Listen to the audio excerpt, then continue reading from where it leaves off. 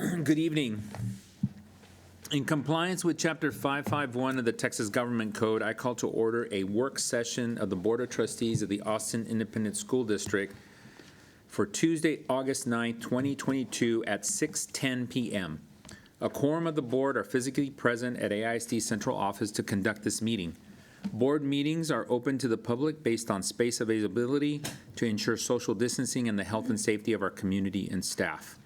This meeting is streaming live on AISD TV and Apple TV. It's also being broadcast on cable channel 22 through Spectrum, Astound Broadband, and on channel 99 through AT&T UVerse.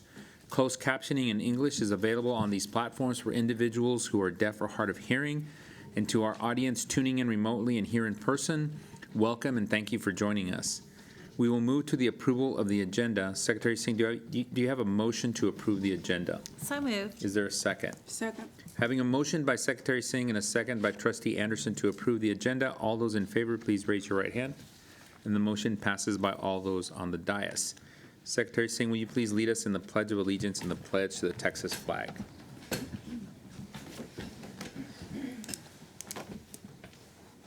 I pledge allegiance to the flag of the United States of America and to the republic for which it stands, one nation, under God, indivisible, with liberty and justice for all. Honor the Texas flag. I pledge allegiance to thee, Texas, one state, under God, one indivisible.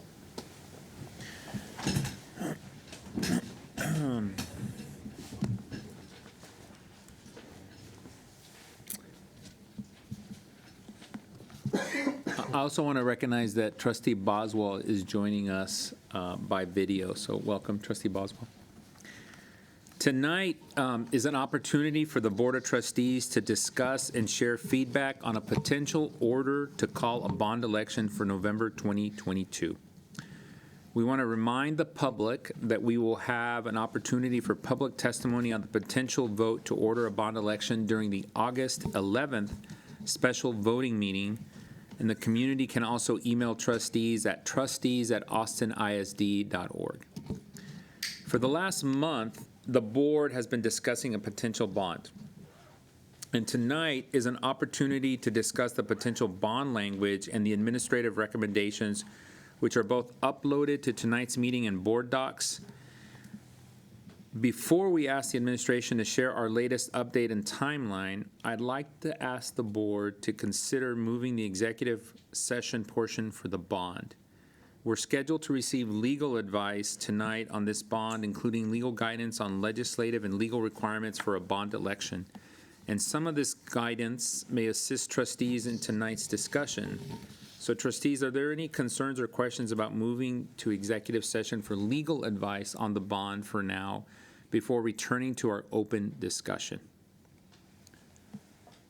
And if there's not, we will now recess the open meeting at 6:13 p.m. and move to executive session pursuant to Texas Government Code sections 551.074, 551.072, 551.073, 551.087, 551.076, and 551.071. When we have finished, we will return to the dais for the discussion and before going back to the executive session at the end of the meeting for other scheduled items. So thank you.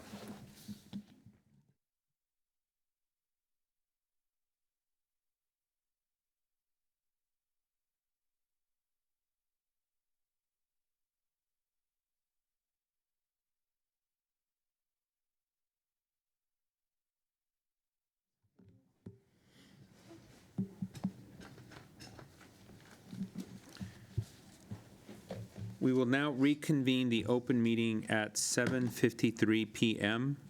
Dr. Mays, would you introduce our item and staff for tonight's presentation? Sure. Thank you, Trustee Rodriguez. Before I do so, I will take a point of personal privilege.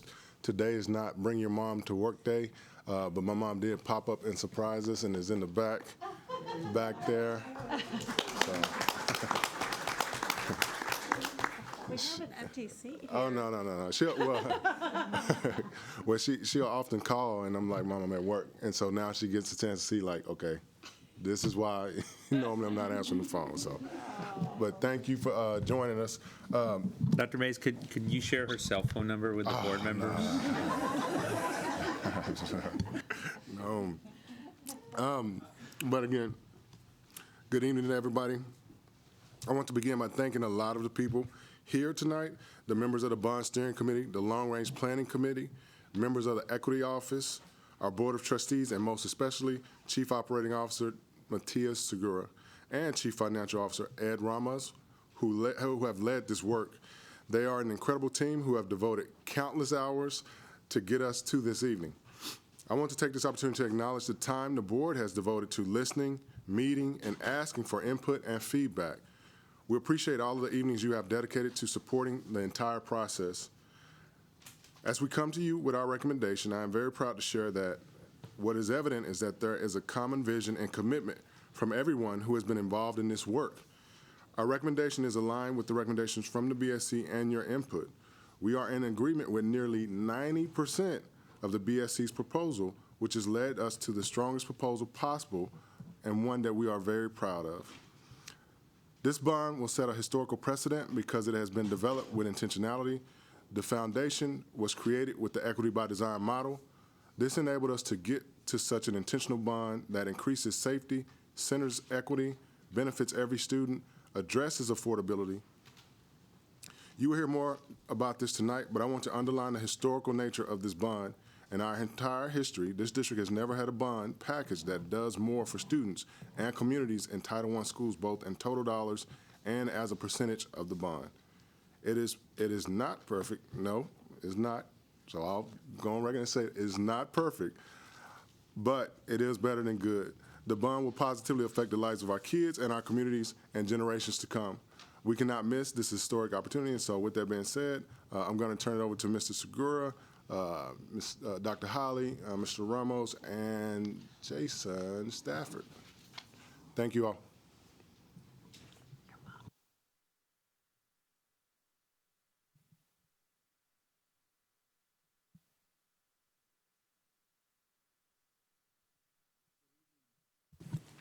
Good evening. My name is Matias Segura. I'm the Chief of Operations, and I could not be more excited to be with you all this evening to discuss all the great work that has been going on for the last several months.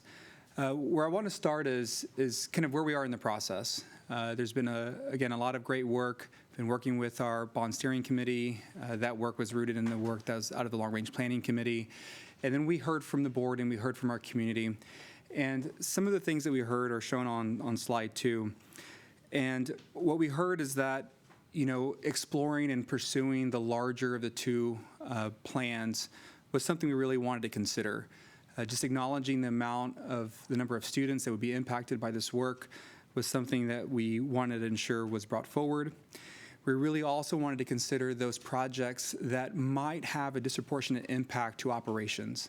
Those projects that have, whether it's low FCA scores or have historically had a significant cost associated with them, just see if there was an opportunity to address some of those concerns. We also wanted to make sure that we had the right projects for the right community needs. And so looking at adjustments if appropriate. And then lastly, just looking at how phased solutions could work with some of our larger projects. One of the things that I believe I shared last time before I left and closed the meeting was that to explore these adjustments, we would need to look at perhaps the largest of the projects. And that was the methodology that we used as we move forward through this process. As you move into the next couple slides, I want to point out that there's really a series of themes that are foundational to this work. Things that I can honestly say here before y'all are rooted in the work and are part of all of the great projects that will come out of this. The first is that safety has been and will continue to be our top priority. Significant investments in fencing, keys and locks, security vestibules, which are absolutely critical to ensuring compliance with our security standards.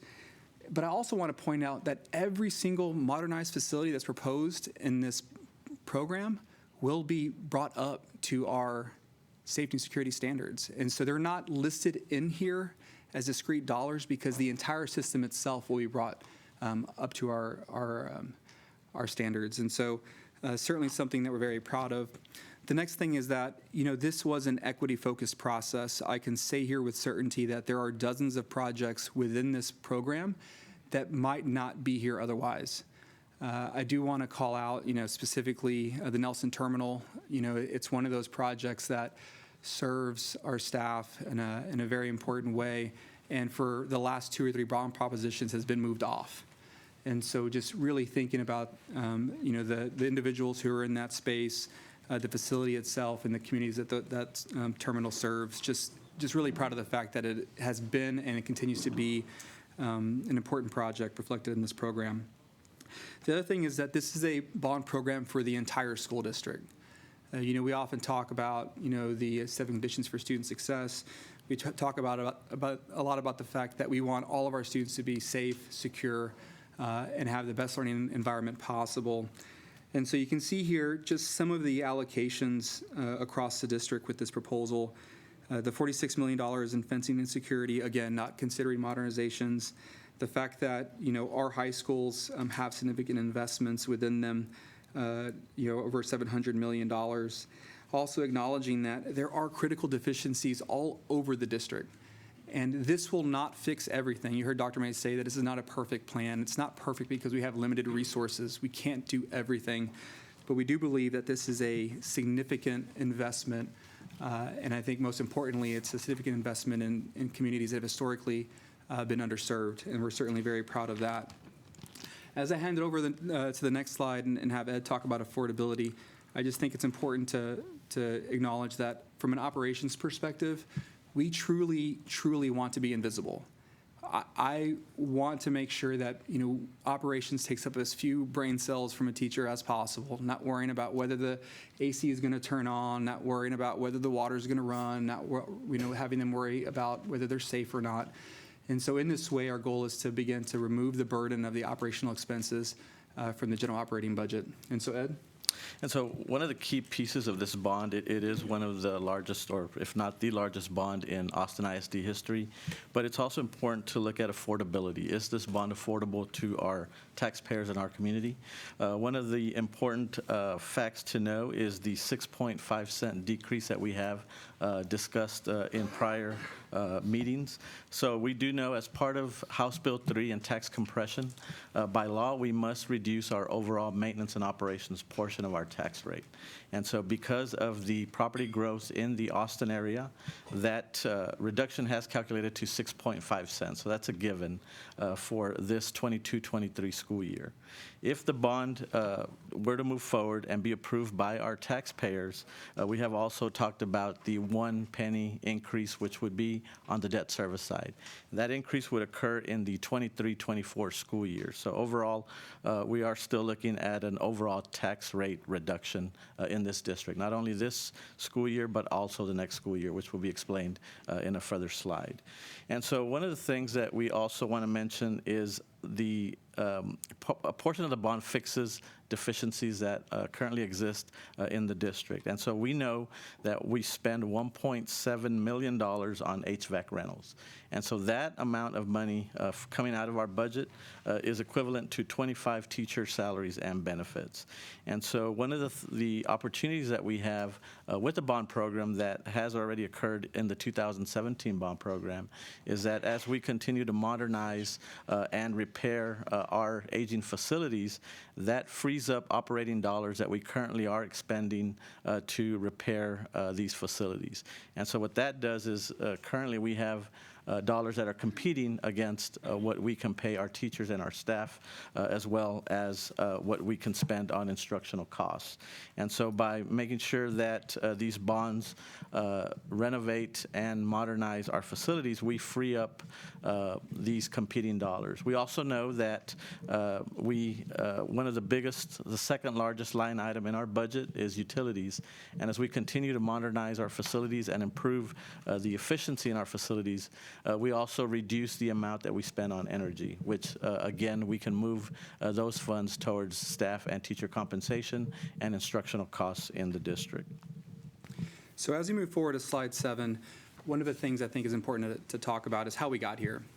This didn't happen overnight. You heard us talk about all the long hours that our long-range planning committee put into this, as well as our bond steering committee. But even before that, before the work session with the board in August, we had to complete assessments. And before that, we had to, think through the methodology of how we got to where we are today. And so you see here on this slide just the progression of the work. And I certainly, acknowledge that there's been a tremendous amount of thoughtful work. As Dr. May said, nothing's perfect. But we do believe that the work has been intentional. We think that this work will address significant needs and position the district much better for years to come. And we're excited about the number of students that will feel and experience an improved learning space because of this work. And so as we move forward, just wanted to have a conversation around the administration's recommendation. As we move on to slide 9, we're going to kind of break it down and categorize the projects by type. And the first here are high school investments. One of the things I want to point out when we think about kind of some of the adjustments from the last, from the plan that we brought before y'all, was that we think about where investments have significant impacts on the campus. And when I think about impacts, what I'm saying, duration of construction. Where do we have, large projects where we're going to go in and do these repairs and improve the deficiencies? And how might that impact the space? And if we spend that money, how much of an improvement will it be on the student's experience? And so wherever we had large investments of deficiencies within the bond package, we made adjustments so that we could truly consider them phase one modernizations, thereby improving the educational space as well. So you'll see adjustments throughout, but ultimately you can see that the majority of our comprehensive high schools do receive significant investments in this plan. As you move on to middle schools, you'll see here on the left the phase modernizations, Burnett Middle School, Dobie, Martin, O'Henry. Again, modernizations and phase modernizations are really some of the only ways that we can tackle some of these more complex, dense sites, but certainly acknowledge that we do have a really unique opportunity with Bertha Sadler Means to modernize that facility fully all at one time. I do want to point out that, as kind of an understanding of some of the concerns that we heard, we did also want to consider some of those schools that were the lowest from a facility condition assessment perspective and understand, what adjustment could be made to help reduce that burden on general operating budget. And so Covington Middle School was an adjustment. It is the last remaining school middle school that has 50 FCA score or below. The others, being O'Henry and Martin, have already been brought into the phase modernization. And all we simply did there was say, okay, we know that the current plan, the previous plan, considered safety and security years 1 through 5, as well as HVAC years 0, things that are broken now. We simply added HVAC systems, electrical and plumbing improvements, years 1 through 5. So when working with the BSC, we had this large table that identified all the deficiencies. And so what we said was, let's go ahead and see if we can pick up that next series of improvements to really, impact that FCA score and reduce the expenses that we're seeing on an annual basis tied to that campus. So that was the methodology, and again, it was only for middle schools, that's schools that were 50 or lower. And then as you move on to elementary schools, a couple things to point out here. Again, just reinforcing, and again, as far as safety and security goes, those open space concepts, including Cook, Oak Hill, Odom, and Williams, are being addressed in a meaningful way. We certainly recognize that, having classrooms that, have to be accessed to get to other classrooms is not how we want to support our students. And so we made adjustments there. Again, that was last time, but certainly want to bring that to your attention. And then using that same methodology regarding facility condition assessment scores, we said, which facilities have an FCA score of 40 or below, right, unsatisfactory. And we use the same logic, just taking the next set of deficiencies, which would be HVAC, mechanical, electrical, and plumbing in years 1 through 5, and then adding that in. And so you can see adjustments upward for Biker Woods, Highland Park, and Ridgetop. I will tell you, every other school with an FCA score of 40 or below is already in a modernized bucket modernization project or is in a comprehensive safety improvement project, so thereby receiving significant investments. So this just kind of, closes out the last unsatisfactory related elementary schools. So moving on, just a different breakdown of the elementary schools. You can see here on the left all the modernizations that are proposed, a significant amount. Very excited about it. Each of these schools, as you know, will be designed with the community using our campus architectural teams. They will be tailored to the community they reside in, which is why no two of these will look alike. And I think that's exactly what needs to happen. We do include the Bear Creek addition, land for future Southeast Elementary School. We have significant growth in the Goodnight Ranch area. Wanted to ensure that we had identified funds to secure land. And then deficiencies at all the other campuses that I mentioned, certainly a significant amount at almost $200 million. And so this is the current breakdown of elementary school investments. There's a variety of ways that we can show this, but we thought at this time showing the breakdown by campus type was the best way to show kind of how those investments would impact our students. And so with that, I'll hand it back over to Ed to talk about the tax rate history. Okay. So we can't talk about the tax rate without talking about the tax rate compression. And so back in the 1920 school year, the state of Texas really put forth an effort to reducing overall tax rates for property owners. And so as part of that process, they introduced House Bill 3. And so when you look at that graph, you see that between the 2015 all the way to the 2019 school years, we had a flat tax rate of just a little over $1.19. Once tax rate compression was introduced with House Bill 3 back in the 1920 school year, then that's when you see in the graph our overall tax rates continue to decline year after year from the passage of that law. And so when you look at the current fiscal year, 22-23, we are proposing a tax rate of 0.9966. So that is an automatic 6.5 total tax rate reduction, 6.5-cent reduction for this current school year. In another graph, I'm going to show you the effect that it will have the following school year. But basically, what we're trying to show here is since tax rate compression was introduced by House Bill 3, over the past 4 years, we've reduced our tax rate by 19.5 cents. That tax rate reduction, the total tax rate reduction, will continue in future years as long as the current state tax compression system remains in effect. Next slide. And so this is basically what our tax rates will look like based on the timeline with a bond proposal. So in this past school year, we had a total tax rate of 1.0617. When we talk about this proposal and having a 1 penny tax rate increase, that would be to the debt service portion of our tax rate. And so when you look at the green column, that is the proposed tax rate that we will propose to the board in September, and the board will move forward with adopting in September. That includes a 6.5-cent tax rate reduction. If we move forward with this bond proposal and the bond does pass by our voters, that would increase the debt service portion of our tax rate by 1 cent, which is what you see in red, that 0.123. But then our overall maintenance and operations portion of our tax rate, because of tax rate compression, will still continue to decrease. Next year, we are projecting a 4-cent decrease. So next year, we would have an additional total tax rate reduction of 3 cents. So over the next 2 years, this year and next year, we are actually projecting a total tax rate reduction of almost 10 cents, 9.5 cents. Next slide. And then when we talk about the tax impact that 1 penny would have, we just want to make sure that the board understands that a penny doesn't actually cost an entire penny as far as when we simplify the calculation. So earlier you've heard about, let's say, a $500,000 home, 1 penny would be $50 increase to that homeowner. There are several factors that we have to take into account when discussing the tax rate, especially with the current tax laws that are in effect in Texas.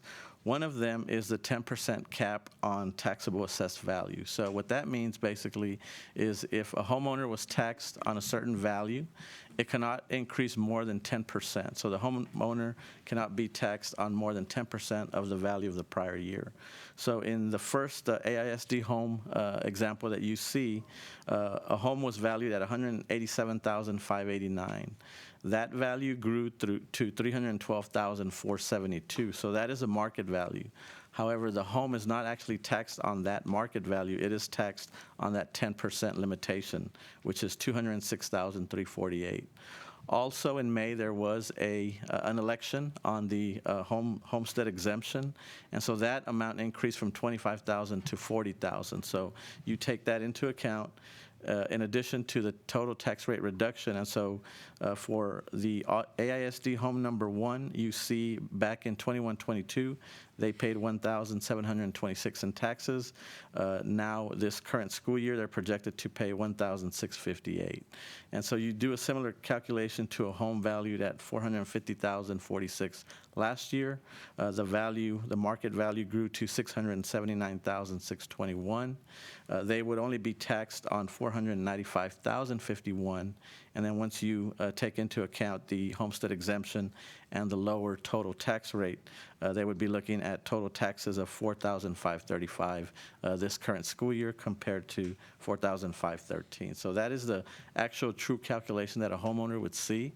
And so that better explains what is happening to the value that they are going to be taxed on, the homestead exemption that they will face, and then the total tax rate reduction that will continue to come from Austin ISD. Next slide. We also wanted to show where our tax rate compares to other Central Texas districts. And so we are the lowest tax rate in Central Texas. So the tax rates that you see before you, these are proposed rates from our surrounding districts. Many of these districts will officially adopt their total tax rate in August or September. We will adopt ours in September. And so in looking at our 22-23 total tax rate, we are looking at a tax rate just a little under $1 at 0.9966, which is the lowest tax rate. The next lowest would be Eanes ISD. They're just a little over $1 at 1.0046. So even if we move forward with a bond proposal that passes and we increase our total tax rate by a penny, we would still be the lowest tax rate in Central Texas. And that is what we are projecting for next year as well. So, trustees, before we hand it over to communications, just wanted to kind of lay out the 3 propositions as currently shown based on the plan that's been brought forward, the administrative recommendation. In this recommendation, the propositions be broken down in this way. Proposition A, general purpose, would be for $2.126 billion. Proposition B, special purpose technology, would be $76.4 million. And then Proposition C, stadiums, would be $47.434 million. I do want to point out that in the stadiums, those would include the improvements at Nelson, Berger, and Delco. And so when you think about, where do those dollars come from, that's really the foundation for those the buildup of that proposition value.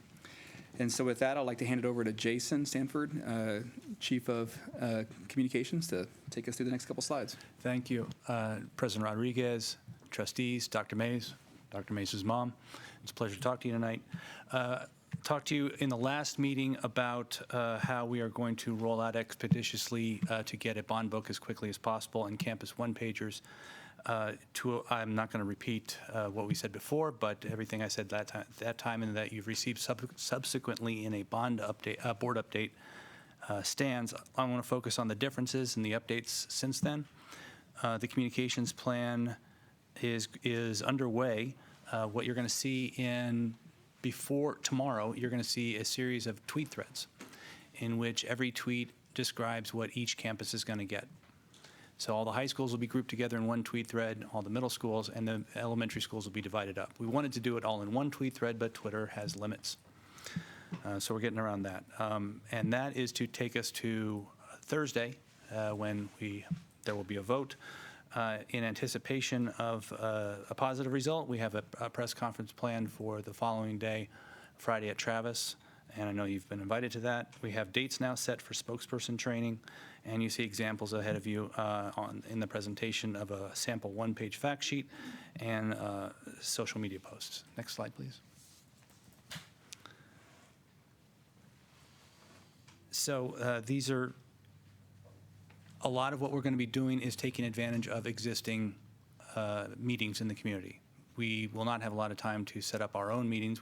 I think we've planned for 5 town halls and AISD events, but we are going to be piggybacking on everything else we can, from the Taco Shack Bowl to community meetings that are already on the schedule. We are planning on having general one-pagers for the overall bond at first day of school on campuses, but when the campus-specific one-pagers, we're planning and targeting to have them at the campuses by back-to-school nights, when we hope there's a little less of a hectic rush and more time to focus on other things. All right. Well, thank you. I think at this point, probably be able to answer any questions. Dr. Holly, if you'd like to share any thoughts or questions regarding all the work the last couple of weeks. I think I'd like to wait for the questions, Okay. if that's okay. Be fine. So, Dr. Mays, turn it back over to you. Thank you all. Ready? Yes, sir. All right. Well, first of all, thank you all very much for the presentations. Before I recognize trustees, I'd like to remind my colleagues and our community that tonight's meeting is an opportunity for feedback and questions. And trustees, this is an opportunity for us to discuss the bond we will consider action on for Thursday, August 11th. And as a reminder to the public and trustees, our agenda for Thursday is already posted due to the 72-hour posting requirement. And while the bond document in language is posted, the board still has the opportunity to take action to amend or add to the language during the meeting on Thursday. So we'd like to start by asking each trustee to share their feedback and questions one at a time. And Trustee Boswell, can we start with you, as I know you're joining us online? Or if you'd like to pass, we can go to the next trustee. I am happy to pass for now and listen. I have a couple of questions and a couple of thoughts, but I can share them in a bit. Thank you. Great. I think last time I went right to left. This time I'm going to go left to right. So Trustee Zapata.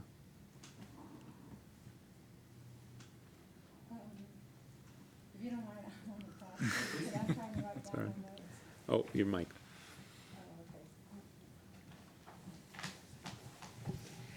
Okay, all right. I heard, well, first, thank you, Chief Matias and Ramos, staff, Jason. Y'all have done amazing work, and I know this is not easy work, trying to appease everyone, right? But I did hear Dr. May start by saying 90%, we're 90% in agreement. I'm curious to know, what is the percentage inequity in this new proposal?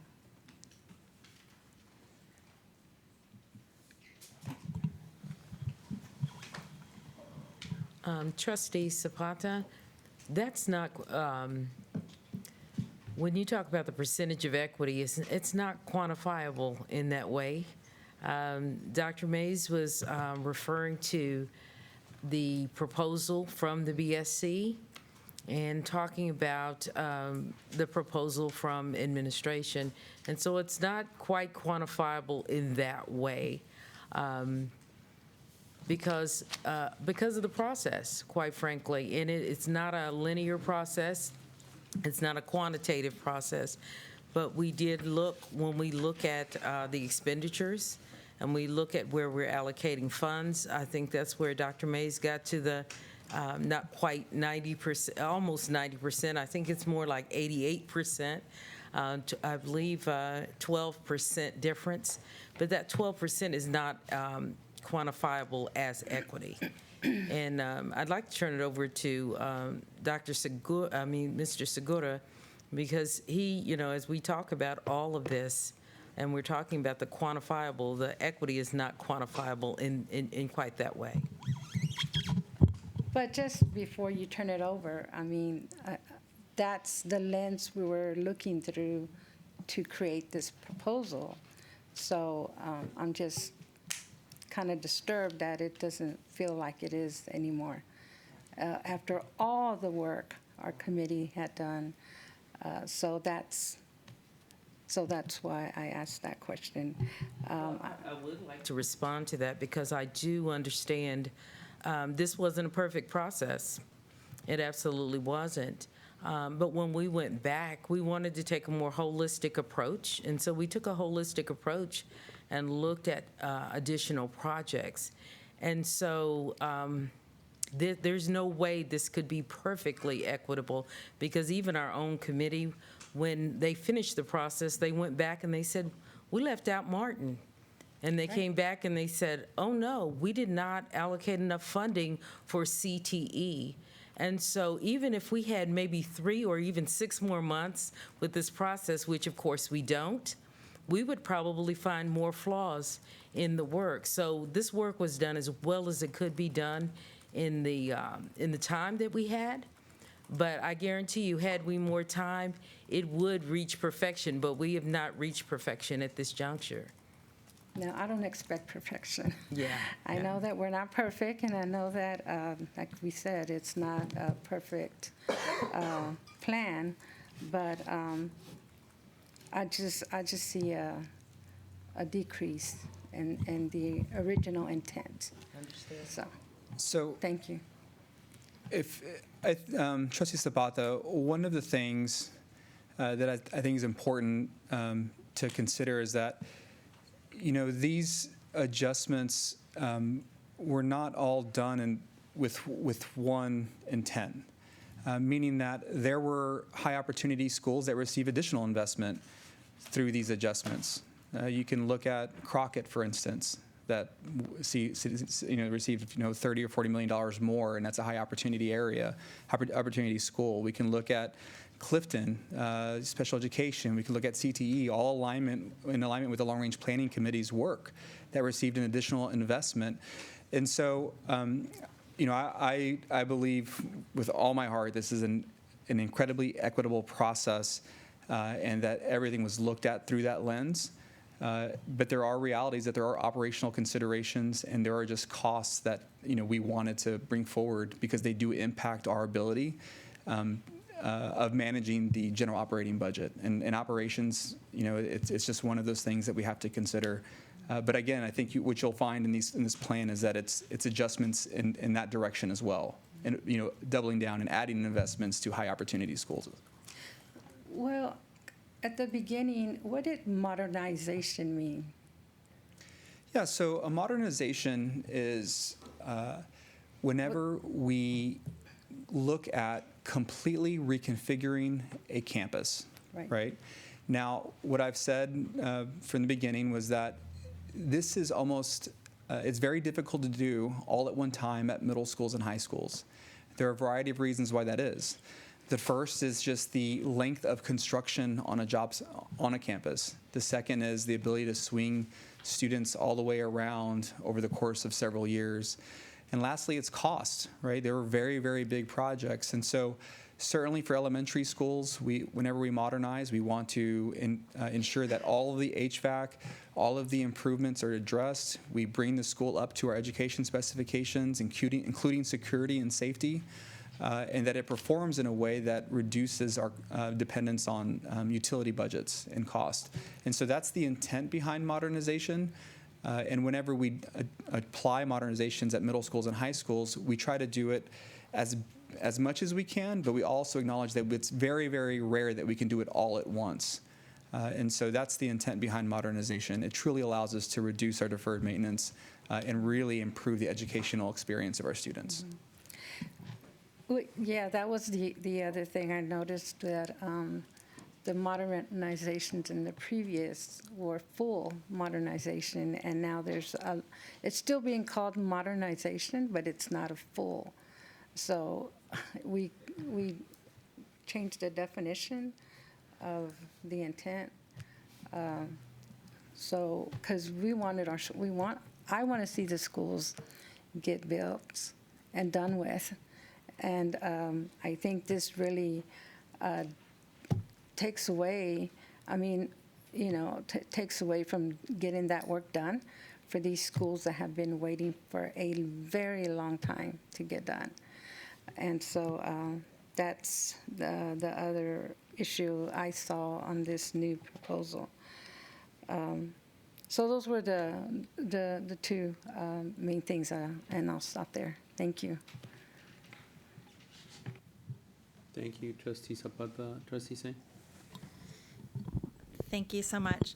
So I'm going to take a moment and kind of share like my take on the sort of the division of labor in the creation of this bond, just super quick, and then to preface my question, which is my take on it. And I understand it might not be shared with everyone on the board, but my take on this process is, first of all, I've been super impressed and very appreciative of our bond steering committee, many of whom are here.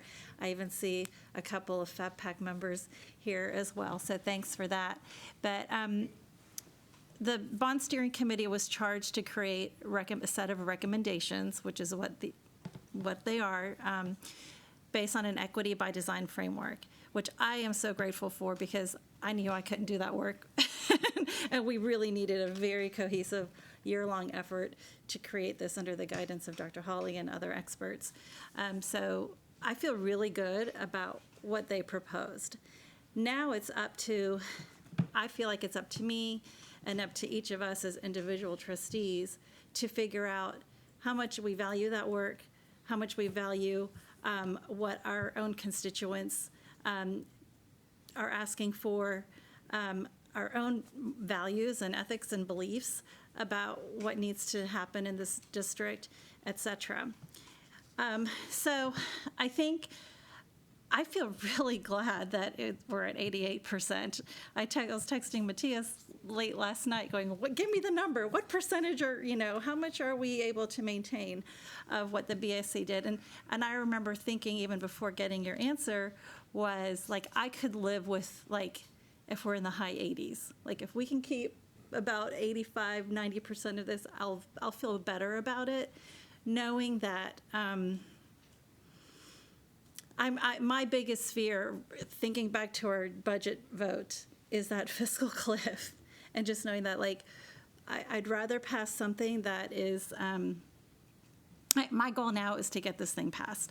Otherwise, no one's going to get anything. However, I still highly value what the BSC did.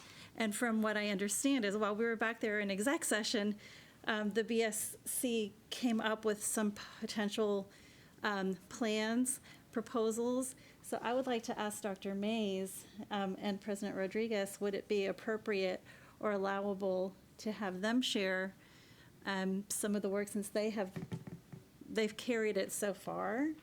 And I'm curious to kind of hear what they would like to see. I believe, and we did get the request, and we're trying to troubleshoot that. I think the concern right now is was the entire BSC committee together to kind of develop the proposal to be able to bring that piece forward. So we're actually talking with Ms. Badillo now to try to make that determination, I believe. Yeah. Okay, so we'll hear from her in a little bit. Is that what I'm hearing? I think that there's a discernment being made by both our board council and some of the members of the BSC who are sharing information with Dr. Mays. What we understand is that is not a full proposal from the committee. Correct. And therefore it might not be appropriate to share right now. Okay. But they're obviously welcome to share it by email or in our public comment on Thursday. But I think that the committee, out of respect for each other, is Okay. sharing that they're not comfortable sharing that because it's not coming from the whole committee. understand. If that makes sense. So would it be, okay, so if an individual member of the BSC wanted to send these proposals to trustees tonight, like right now, they could do that? Absolutely. Okay, Absolutely. thank you. Yeah. Yeah, I just wanted to make sure we were clear that we do want the feedback. It's just about the avenues that we receive that feedback. I don't want anybody to feel like we don't want the feedback. I think that we've tried to definitely preserve some of the recommendation that was presented by the BSC out of respect for all of the work and time that they put in. And so, again, wanted to make sure we let you all know that, given the question. Thank you. Yeah. That's it for now. Okay, thank you. Trustee Wagner.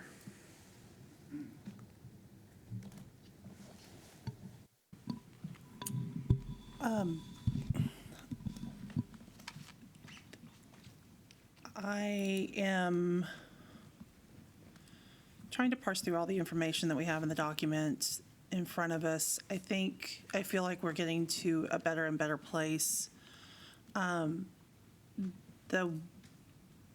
pleased to see Covington rising in there with more projects. I think where I'm struggling, though, is in reading the language in the documents, that it's hard to understand or envision what those projects actually mean. So, because as it stands right now, it looks like maybe just a little bit more money was put into HVAC, but it's hard to really understand what that brings to life on the campus. Additionally, I'm really struggling with the language at the Bowie campus, and the reason I'm struggling with that language is because in the conversations that we've had, it seems to me that we've already made a lot of progress on HVAC improvements, but it doesn't appear that way to our campus community because the HVAC is still not able to function appropriately until we fully complete the HVAC work.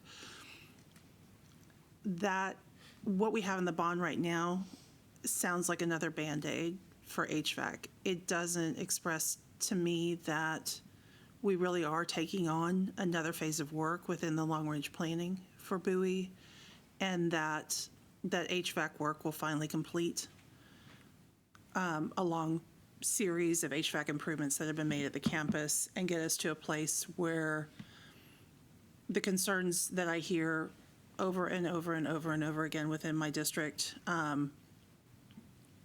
it's great that we've gotten improvements in the 17 bond, but if we have a campus where we can't even keep the heat and air conditioning on, where we have water leaks and no running water several times a year, then that's a problem that needs to be cured. And so I don't know how we get to a point where we can fully encompass that work within the package that's envisioned for Bowie, but right now the language that I see in front of me doesn't say that. And if it doesn't say that to me as a board member, I know that my community will read that and see that as one more Band-Aid or one more, tiptoe towards finally having a solution in place to address a longstanding problem at that school.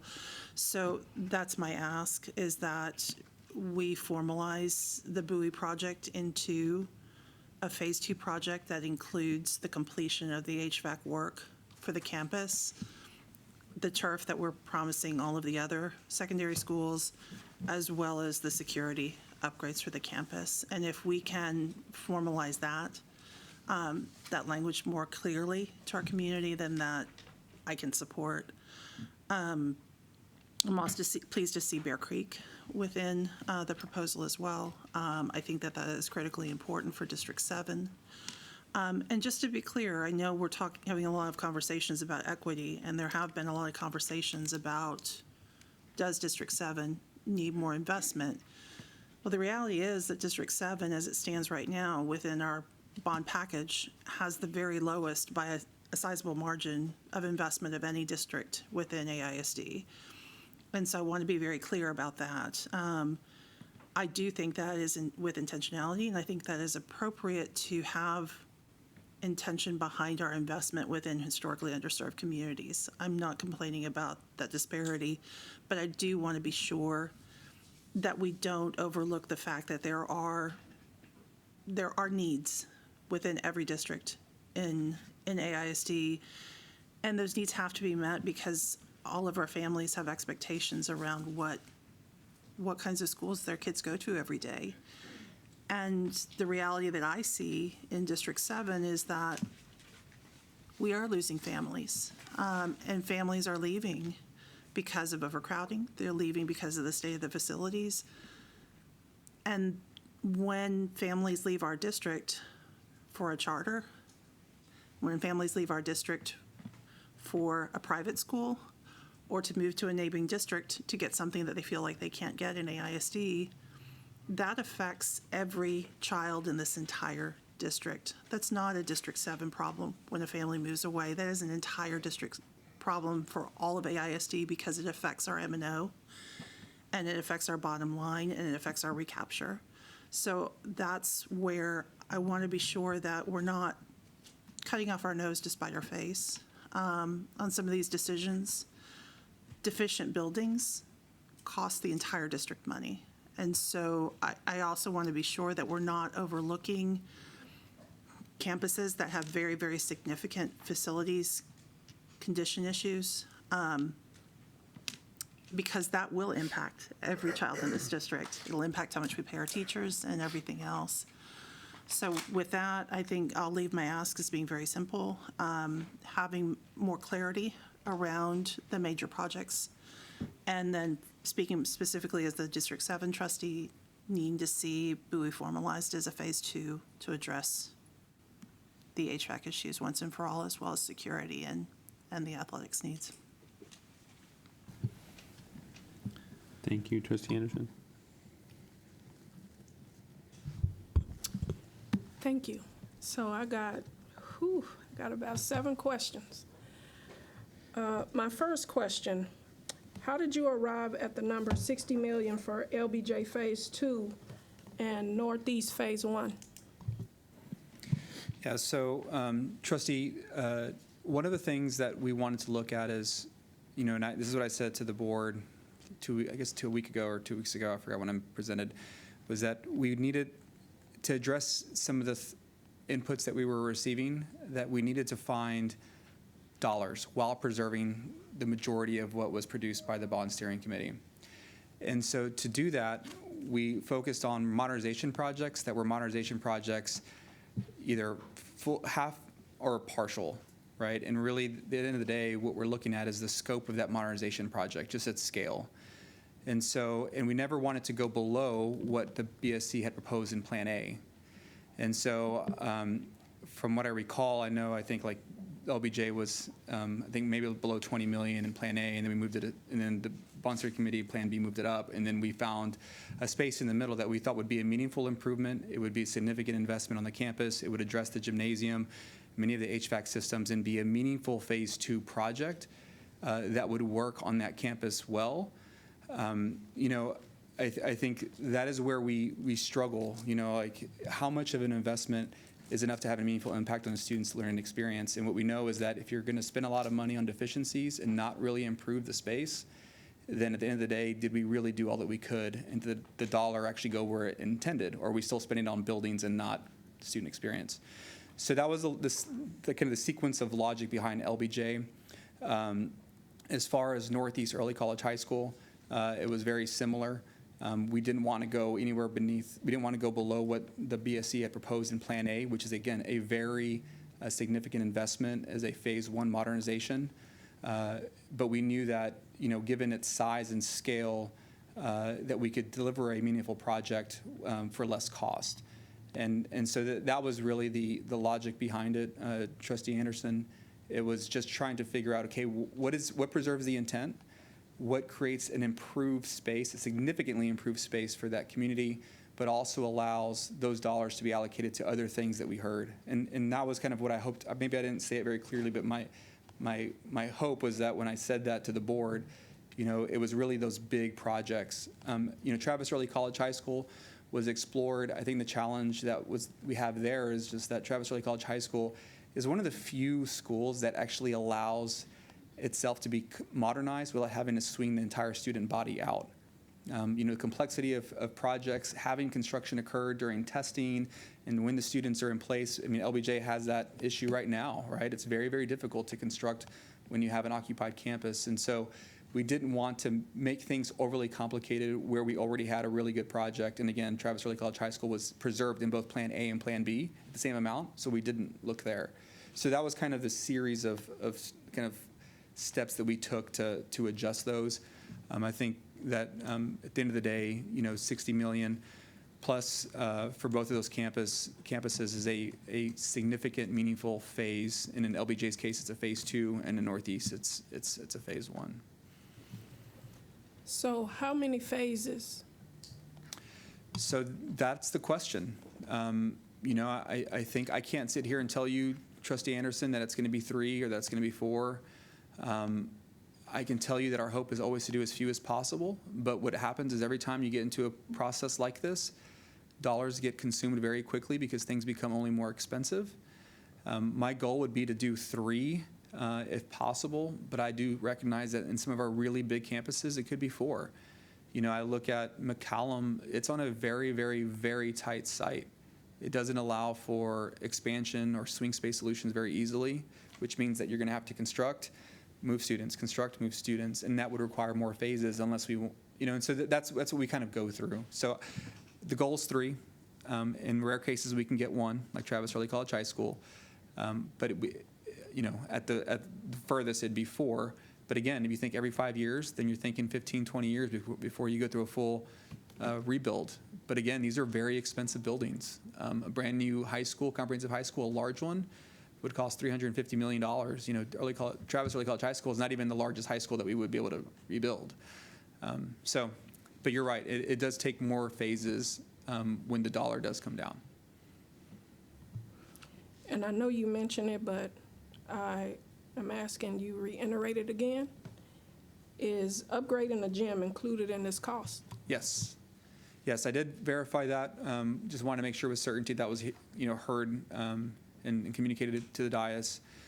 One of the things that we have to balance these descriptions with is acknowledging that we're going to go through this process with our campus architectural team with all of these projects. And so we want to identify the kind of the key components, but then also allow for creativity and flexibility in the design, which is why some of these projects, we're able to get a lot more in them once we actually go through the process. So where we were intentional. We said, okay, Crockett, it's visual performing arts and athletics spaces. And then from there we grow. For McCallum, I'm using these as examples, it might be that the academic space actually would go first because of deficiencies and because of the way the building is set. But it's not called out in that same way just because when we go through the process, we want to address the deficiencies, the turf, we want to address all of that, and then work with the community to really figure out how to improve the space for that campus. But for LBJ specifically, yes, that is included. Why on the working draft does the amount vary from proposal A, B, and the working draft? So, so the way that we built this up was proposal A, or Plan A, was the bond steering committee's plan that was provided to the administration about 2.5 weeks ago, 3 weeks ago. That was the $1.75 billion. So that was a no tax rate increase. Then the bond steering committee built the Plan B, which is the $2.25 billion. And then we took that, and based on feedback from the board, made adjustments to get to a working kind of recommendation, administrative recommendation. And so that's really the progression. I would say the first one on the far left is very difficult to compare to the next two just because that doesn't contemplate a 1 cent increase or a net 5.5 cent decrease. But whenever we looked at projects, the intentionality behind the BSC's recommendation was important. We never wanted to go below what they had recommended in the 1.75 and really tried to find a space in between, the 2.25 and the 1.75. And that's where we landed for those 3 specific projects, LBJ Northeast and Burnett Middle School. With the monies from the looks of it that were reduced, can you please identify where these dollars were put toward?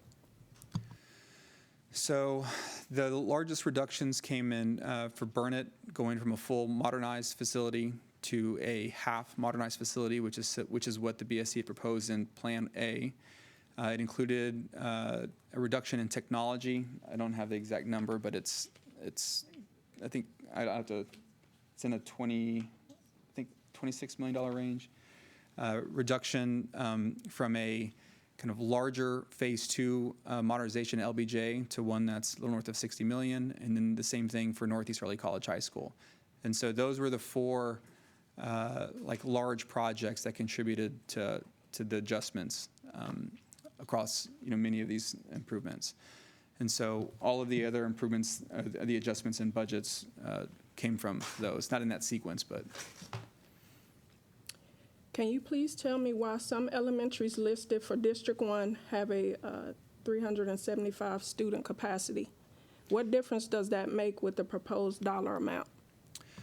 So it does have an impact. It reduces the cost of the improvement.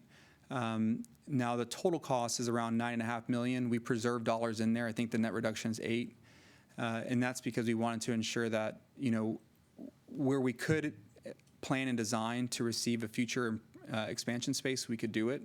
One of the things that you're going to see us do from here on out in all projects is plan for flexibility and for future expansion. It is very difficult to come back in once a school is built if you hadn't really thought about how it actually would work once you expanded it. And so those dollars were adjusted. We did hear about not wanting to create a non-school closure plan. And so for us, taking those dollars and saying, okay, well, we also have additional issues or concerns at Barbara Jordan.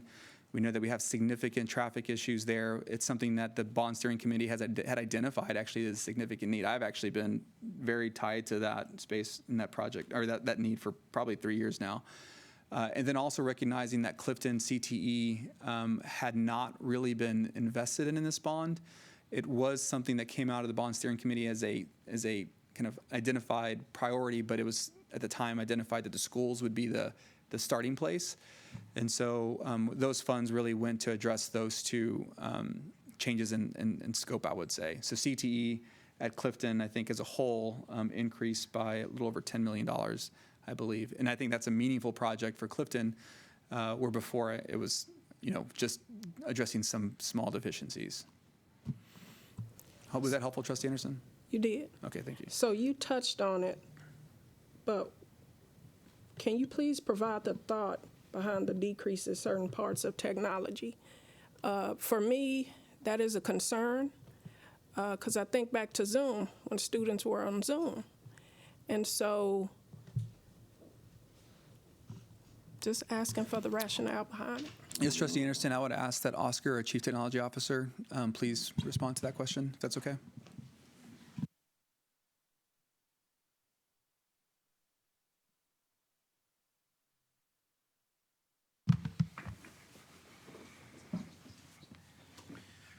Good evening, President Rodriguez, Dr. Mays, Board of Trustees. Trustee Anderson, regarding the reductions in technology, working with the administrative team, we're going to lean a little heavier on ESSER to allow for more room for some of the projects in the bond.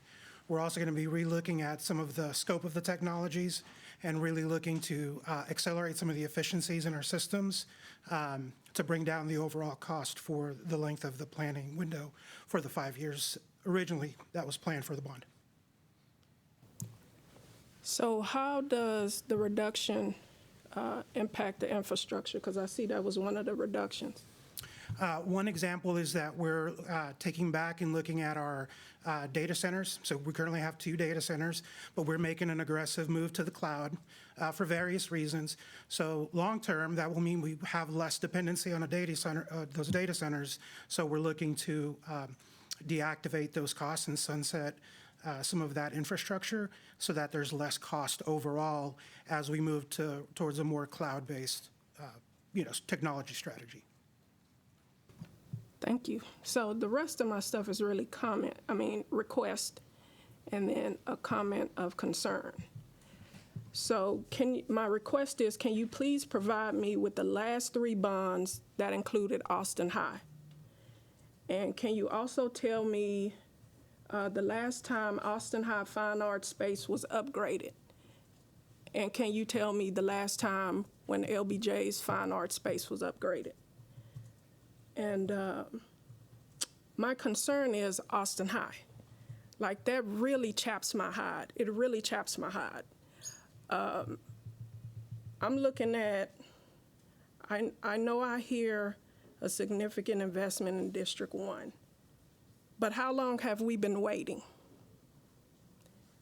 And to see Austin High on there and to see a mention of a fine art space when you can go to Northeast and you can go to LBJ, and I guarantee their fine art space doesn't look like an Austin High. So my issue, again, is with Austin High being on there, and I stand by that.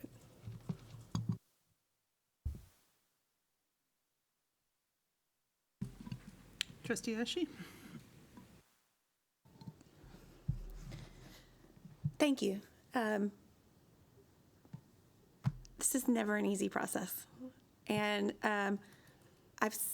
I've participated in several of these processes, and I again want to extend my thanks to the people who are sitting here, not only right here in front of me, but also behind, who have served as the volunteers who worked so hard on this. I again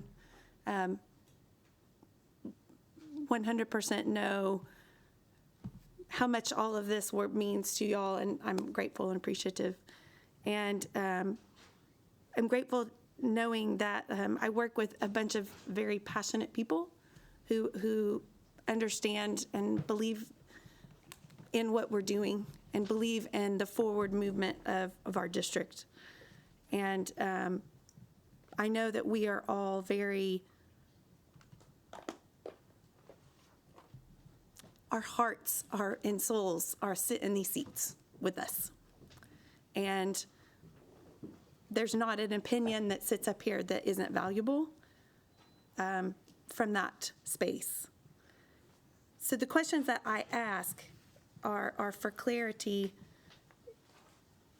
and also to represent the people that I was elected to represent, and to bring forward the concerns that I hear from those who were kind enough to put me in the seat. The first question I have is around the wording. It does echo some of the things you've already heard tonight. The thing that I hear most often, and maybe this does come back to Mr. Stanford and what this communication is going to look like as we move forward. And I can also say it's hard for me to understand as I'm getting ready to vote exactly what I'm voting on by the descriptions that are in this package. And so maybe you can, so when a family looks at it and says, I see this dollar amount invested, but it has the same wording on multiple schools, but all with different dollar amounts. So it's very confusing for people to understand. And I was hoping that there could be some clarity provided as to how I might be able to get more clarity around schools even before I vote on Thursday, and then how families, should we as a board elect to bring this bond forward, be able to get more clarity around what these bond dollars will actually cover on these projects. So I'm going to start, and then I'm probably going to hand it off to a couple folks here. So regarding the wording and why, you bring up a really good point. Like, why do you see the same description but different amounts? And the reason that is because every school is different, and what we did was we identified deficiencies, campus by campus, and we prioritized them in a way that focused on security and safety as well as HVAC, and then move the deficiencies that were tied to like finishes or paint to further back. And when we do these assessments, and in the schedule you saw that we completed these in 2021. Certainly we've updated them based on the impact from Winter Storm Uri, as well as any projects that were completed in the 2017 bond program over the last 2 summers. And what you find is that different schools have different deficiencies that are in each of those timeframes, but also prioritization. And what I mean is that school A may have $200,000 in deficiencies because they have $200,000 in broken, life safety security improvement, needs. While another school that might be different in FCA score or just type of building would have a different cost. But the way that we worked with the BSC is we said, okay, what are the things that are non-negotiable? And what the BSC agreed was that year 0, which are things that are broken now, priority 1 and 2, which are life safety and security and HVAC, should be included. And then years 1 through 5, life safety and security. And so those two items were included as deficiency costs to every one of the schools from the beginning. That was one of the first things that the bond steering committee did. And so that's why you see the same, priorities 1 and 2 and years 1 through 5.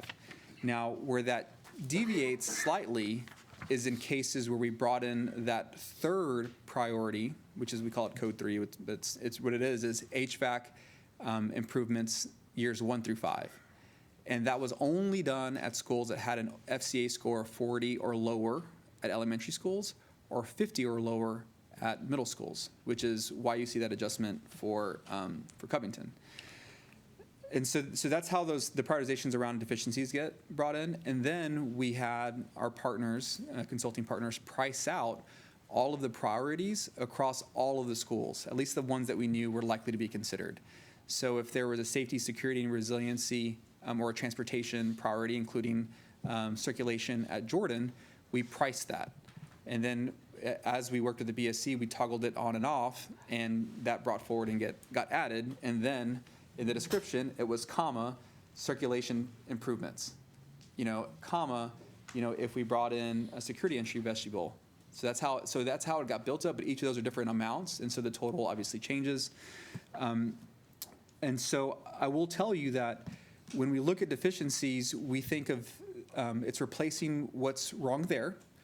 We are thinking about bundling, so there's some efficiencies, but we also know that the design hasn't started yet.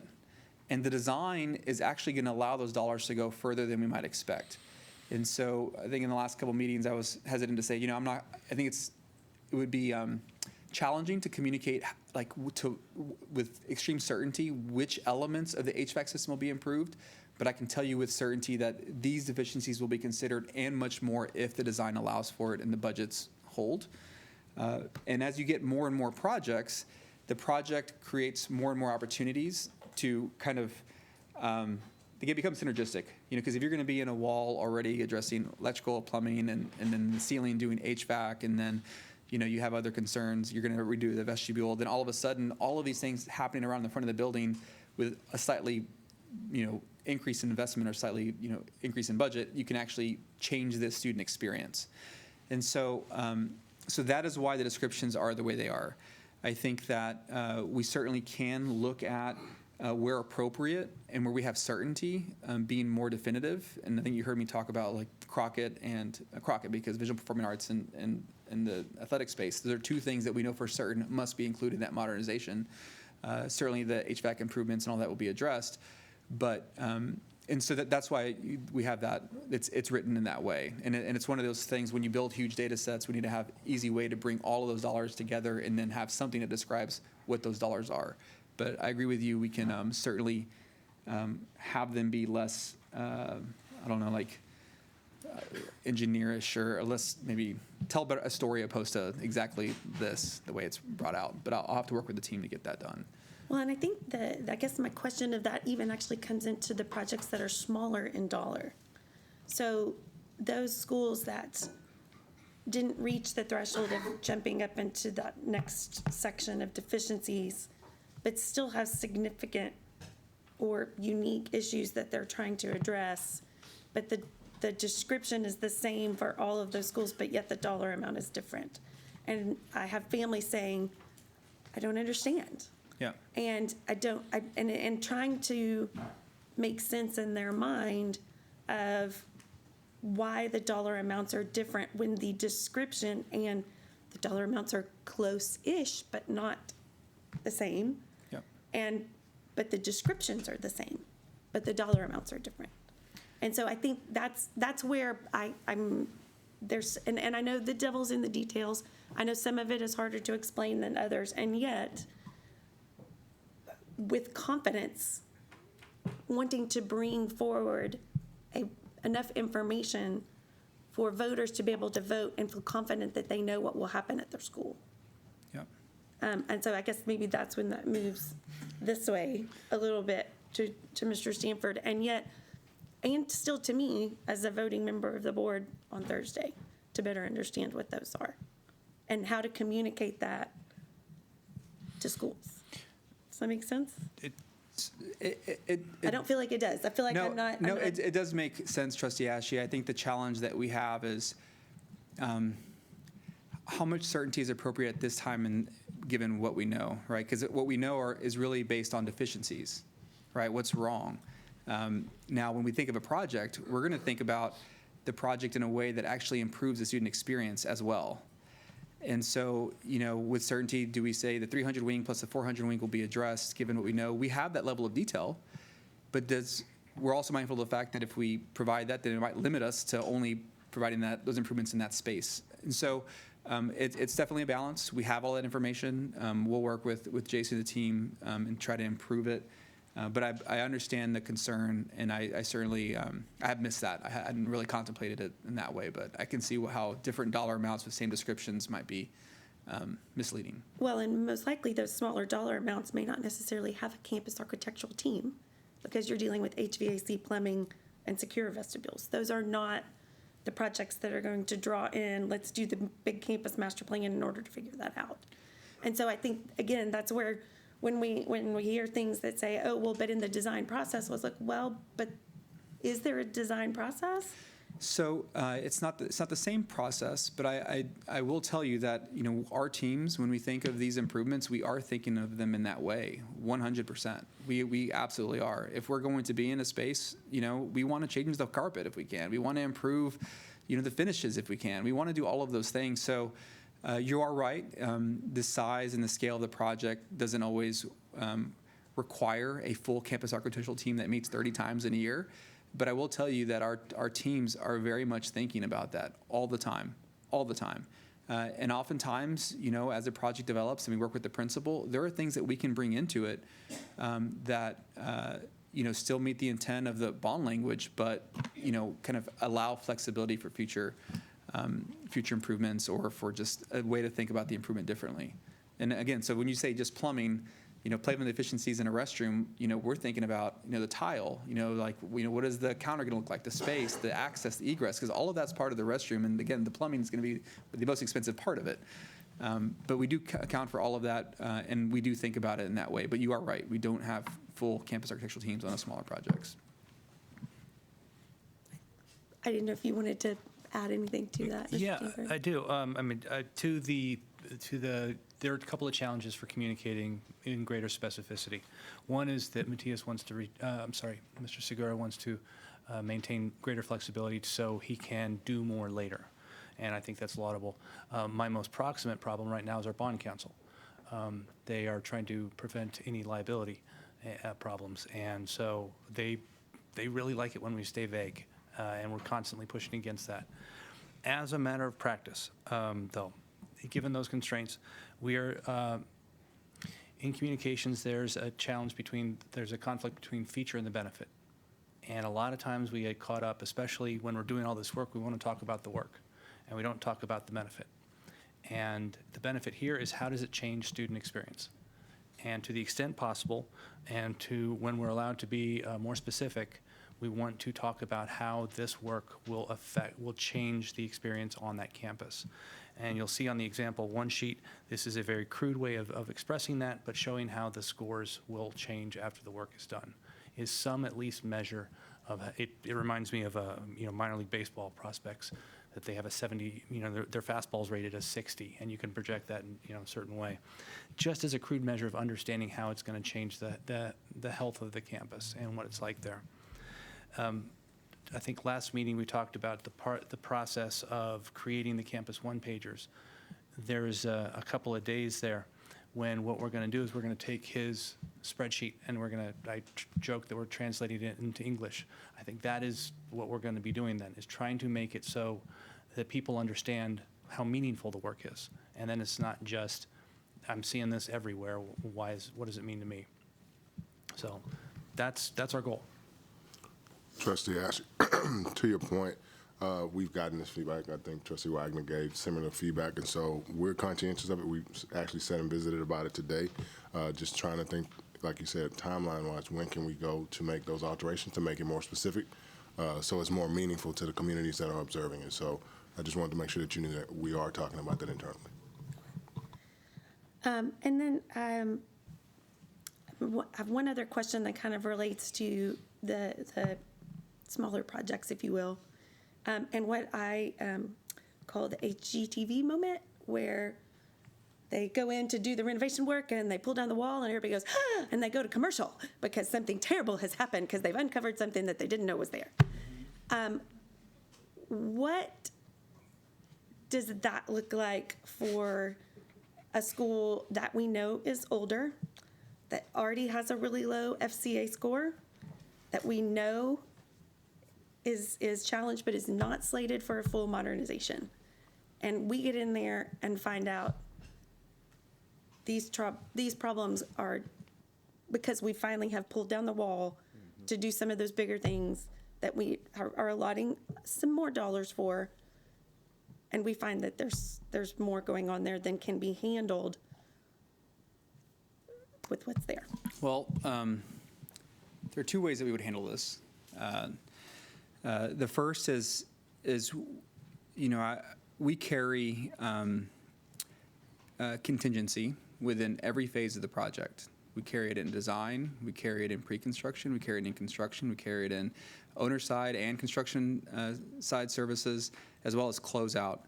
And the reason I think that's important is because there are unforeseen conditions at every step along the way. We might do a test, like you said, and we might find asbestos that we didn't know existed before. Then we have to spend dollars to adjust the design, right? We have to develop an abatement fee. We have to pay for the contractor to abate the facility. And so we typically carry a higher percent of contingency within a project if it is a renovation, because you are going to run into those things. It is going to happen, but we have budgeted for it. So that's kind of the internal process. Now, in the event we uncover something that is can't be covered within the allotted budget, then we would have to notify the the Community Bond Oversight Committee, report to them, and we would let them know. We try to give, when we present to them, we let them know things that we're kind of tracking, things that we may need to bring back to them. We would have a plan and say, we would need to make an adjustment from the general contingency budget over to make this change. The CBOC then would give their approval or not, or they would notify us that it's okay to proceed, and then we would notify the board.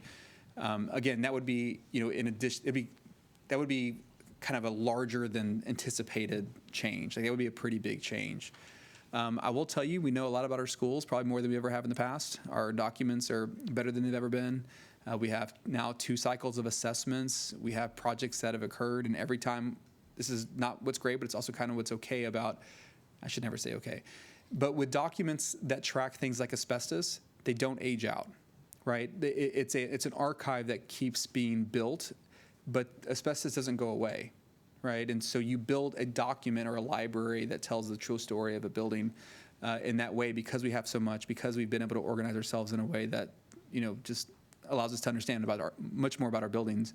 We don't run into those issues as much, but that's how we would handle it if it was a bigger issue. But for renovation projects, we are carrying a higher contingency amount, and that's pretty typical of these types of projects in the industry. Like, you're gonna open something up and find something you never knew existed. That's gonna happen. Happens all the time. And for those projects, and I am probably thinking specifically about the 1 middle school and the 3 elementary schools who fell below that threshold, and therefore the administrative proposal increased their dollar amounts. Mm-hmm. And yet none of those schools were moved into a modernization space. Trying to figure out the way that I want to ask the question, because it's a question I'm asked a lot, is what happens when we get in there with these larger dollar amounts to try to do more to fix, and we find out it's just a much bigger problem than we ever saw. And we obviously know that it's a bigger problem because we're already saying we recognize this FCA score is lower, and yet we're not going to that next jump. And I understand why we're not going to the next jump, because dollars are finite. And so then it becomes a trade-off, right? It becomes a where are the places that we might be able to save $1 here, there to be able to reallocate? And being knowledgeable about the facility condition scores and what those mean, I know what it means to be below a 40. And I know what that condition represents. And so the next question that it then leads me into is, I am often asked if we have a school that we know is below 40 and they qualified for a renovation or a modernization, and yet they aren't on here as a project. And how are we providing the why for the community on that? Yeah, Trustee Ashley, I think that's one of the things that the bond steering committee staff, we've all been working through. You know, this process was different. It was intentional to really focus on the equity by design model. And so for us, you know, the bond steering committee has made a recommendation, and we are trying to identify some adjustments that allow for that kind of burden on the general operating budget to be softened, which is why I think the next grouping of projects you heard me talk about, HVAC systems years 1 through 5, is a meaningful place to look, and it's actually the next logical place that you would look, is because that's where a lot of our deficiencies are, right? They're just in HVAC, electrical, plumbing, and mechanical. And so one of the questions that comes up a lot, just to me, candidly, is, so if this school gets an investment and the FCA goes up, and then in the next bond cycle, a school that didn't get the investment, their FCA score goes down, you know, does a flip occur? And now all of a sudden, a school that was likely to be next in the modernization kind of sequence now not. And that happened this time, you know, and that's going to continue to happen. And I don't know how we prevent that. I think what we have to do is be honest about the work and communicate what the expectation is, which is for all students to be in improved spaces, period. And it's going to take multiple cycles to get there. But specifically, I think that's a challenge. I mean, that is one of the more difficult things to kind of to tie back to both past work and future work. You know, because that will happen. You know, our goal is to improve the facilities, and the FCA score will improve. And it's almost to a fault of our own. If we're going to spend dollars, you hear me tell you about it over and over again. If you're going to spend dollars in a campus, do everything possible to try to improve the student experience, even if it's a small thing. You know, sometimes we can get furniture into a space that might not otherwise be able to get it, and we can do that with these projects in some instances. But then again, that moves the FCA score and the ESA score up. So it is a very valid point, and we do think about that a lot. So I know it's not like the. it's not an answer. I appreciate you, Matthias, but that's still not an answer. I know. I just, you know, I think we would go back to the process, and we would communicate, you know, why the investment is being made in this way, and that's what we would tell them the truth. And we're prepared to do that. We're prepared to go into particularly, like I said, those schools who we know their buildings are on the lower end, and there was some expectation, good, bad, or indifferent. There was expectation from the 2017 bond that these schools would be in the next cycle. And so that's where I'm getting why. Why am I not? That was my understanding based on all the communication that we've had. And I am hearing frustration from people because of the lack of the why. The lack of I feel like if there was a why attached to that there's a lot of the community that could get on board and understand. But there's not a why that's being given. And so that's the space that I'm coming from. And in representing the communities that wasn't me. I think, Trustee Ashley, you know, we'd wanted to be intentional about engaging with that community, you know, talking and sharing space with them and communicating with them face to face as to the process, you know, and that, you know, the process started with identifying, you know, historically underserved communities, identifying high opportunity campuses to begin the work. And that is kind of how this process started. But we also acknowledge that there are investments that need to be made because they are impacting our general operating budget in a very meaningful way. Like it's hurting us.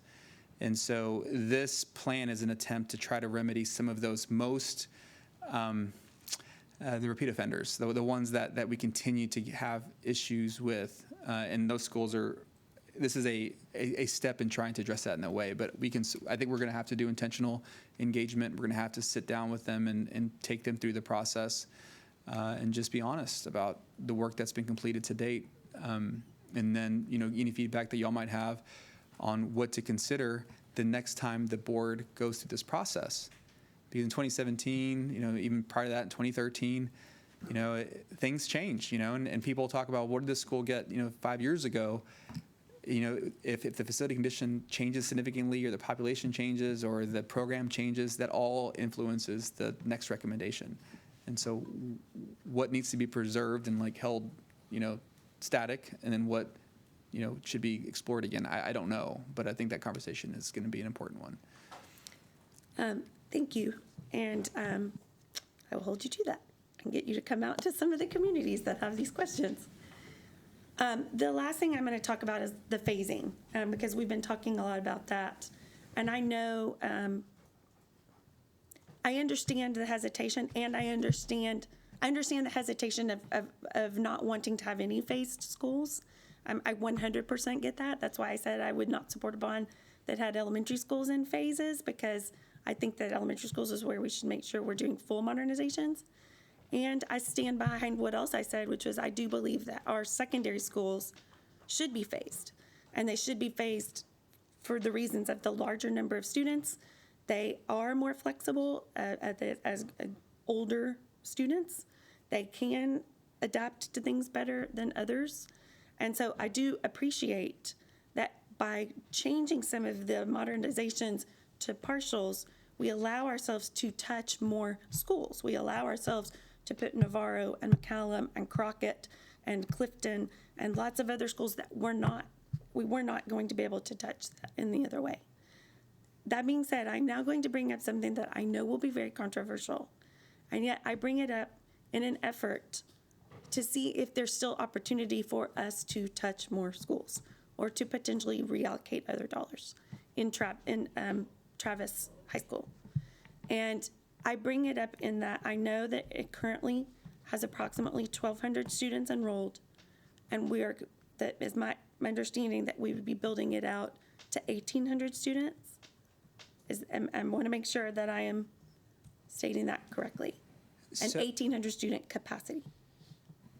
I'm almost certain that that's it, because I've gone back and forth with my team on this, but I want to give them a second to tell me via my phone.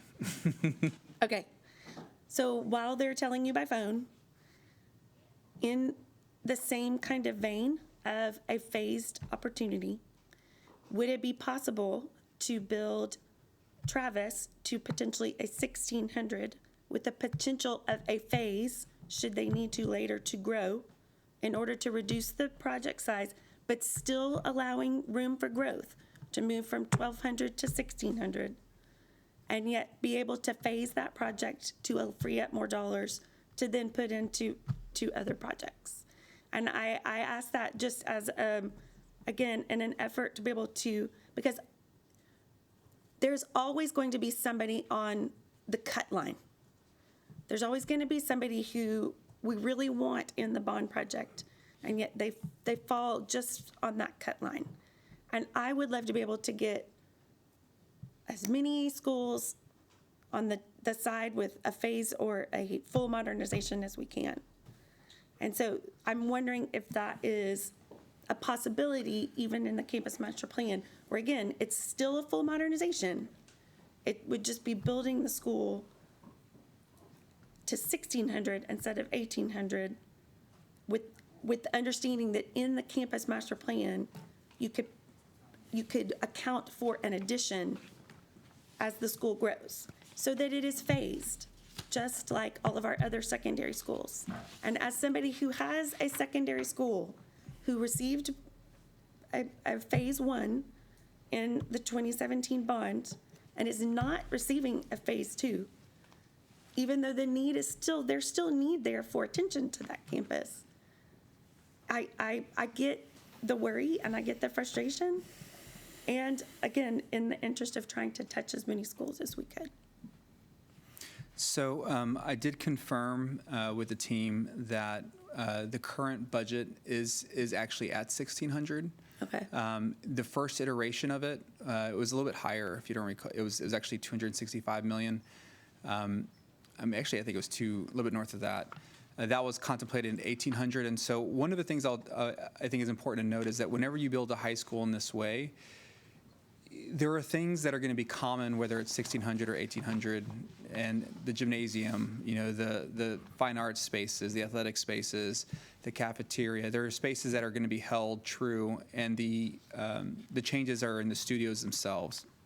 And so one of the things we certainly want to be mindful of is that, as we deliver, cross my fingers, Travis Early College High School, we'd want to also consider the fact that Aikens High School, just to the south, is experiencing some capacity challenges, or likely will continue. And certainly with an investment at Crockett and Travis High School, you might be able to draw some of that pressure off Aikens High School. We can certainly look at it and see there's a refinement. As far as 18 versus 16, I don't know that would contemplate a phased approach. It would just be a slightly full modernization that would contemplate a future expansion, which is what we want to do anyway, everywhere. But we can look at that. But I do understand at this point that the current budget is set at 1,600. But you're right. At one point, it was a little bit north of that. And as far as phasing, I do believe that of all the high schools we have, I'm not sure there's one that actually lends itself better for a full modernization than Travis Early College High School. And that is simply because of its orientation on the site, its proximity to Old Torf, and just the setback that it allows you to build it in that sequence. It's not going to be afforded to you at any other high school I can think of. That might be the last one we do that way, to be honest, after we complete Eastside Early College High School. They're huge. But we can look at that. I just asked that question because the number in the proposal that we've seen from draft proposal A to draft proposal B to the administration proposal has not changed for Travis. So when we first, I think, because what's happening in my mind is I'm thinking about like all the iterations with the bond steering committee and like the iterations. So I know at one point when we first proposed it, it was actually 272. I'll get the number. And so we did refine it. But we can look at that. I would say that my recommendation would be to keep it as a full modernization. We can look at perhaps an efficiency in planning and sequence, but I wouldn't want to really explore anything south of 1,600 just because of what we believe will be a positive exchange of students between Aikens and Crockett. And so, but we can certainly explore that further and see if there are any recommendations that come out of it. I appreciate that. It sounds like you've considered it. To be very clear, because I don't want people to hear something I'm not saying. I'm not saying not to do the full modernization. My question is there a way to do a full modernization that would allow for some growth, but then also allow for a potential for an expansion later? So I called it a phase, and that's my fault. But what I was wondering, is there a way to do the full modernization and yet do it in a way that would allow for a addition or something like that would then free up additional dollars to be put in other schools? Yeah, I'll get with our team and just see, if there are any assumptions that we might need to explore further to see if that can be adjusted. I don't want to mislead anybody and say that we would find immense savings, just because a lot of the dollars would be tied up in those things that are going to be there regardless if it's 1,400, 1,600, or 1,800 students. But we can certainly look at that, meet with, different groups and, within our team and see if there's anything there. Well, because even for some schools, if a small dollar amount change can be quite impactful, that we could place in some of our schools that we know are drains on our maintenance and operation budget. So, again, in the interest of just trying to allow for as many schools to receive that benefit as possible. And I know and appreciate the uniqueness of Travis and the challenges that site has, being so close to Old Torf and so close to I-35, and yet having that space behind it by which they can build and not have to actually swing students or ask teachers to move, even though I know it will still be very loud. And I would like to thank all of the Murchison teachers who managed through teaching while that was happening on the campus, because I know how extremely difficult that is and how loud it is, and disruptive to the learning day. So those were just some thoughts that I have as far as understanding that my goal too is to get us through as many completed projects as possible. And if we had an infinite amount of money, then we'd be in phase 2 in several schools that we aren't able to be in now. And so, again, I do appreciate and understand the difficulty in the decision to move to the phased approach, and I support it, as it does allow for more of our comprehensive high schools and other places to be addressed. And I will stop there for now.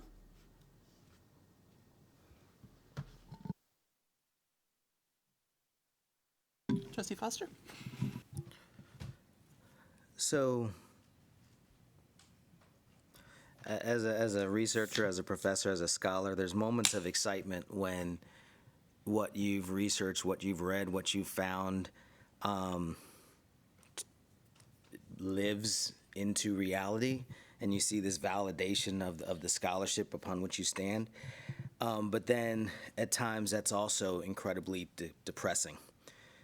A bunch of y'all know who Derek Bell was. He was a really brilliant legal scholar. And he talked about, and he argued hundreds of civil rights cases, lots of DSEG stuff in education. And he was optimistic about that when he was doing that work in the 50s and 60s and all that.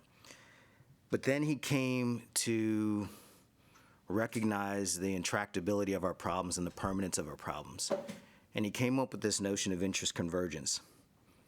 And what he said is that things won't ever get better for black folk unless something's in it for white folk.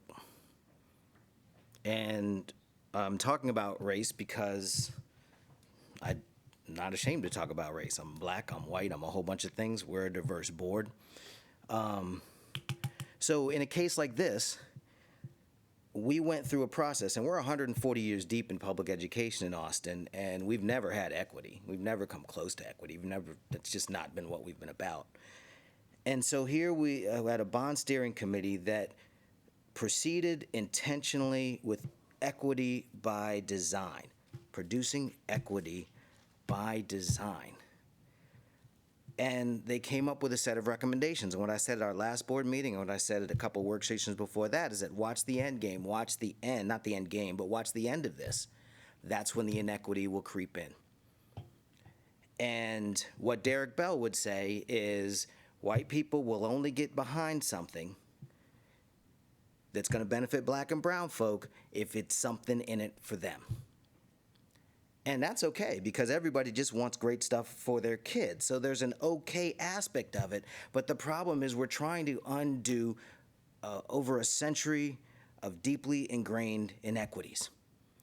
And so when we went from a draft bond proposal B, we went from an A to a B, which got bigger to include more stuff. Some of us liked some of the stuff that was in it. Some of us didn't like everything that was in it. But it included more stuff. And now we've gone from a B to a working draft that doesn't include more money, but rather swaps somewhere.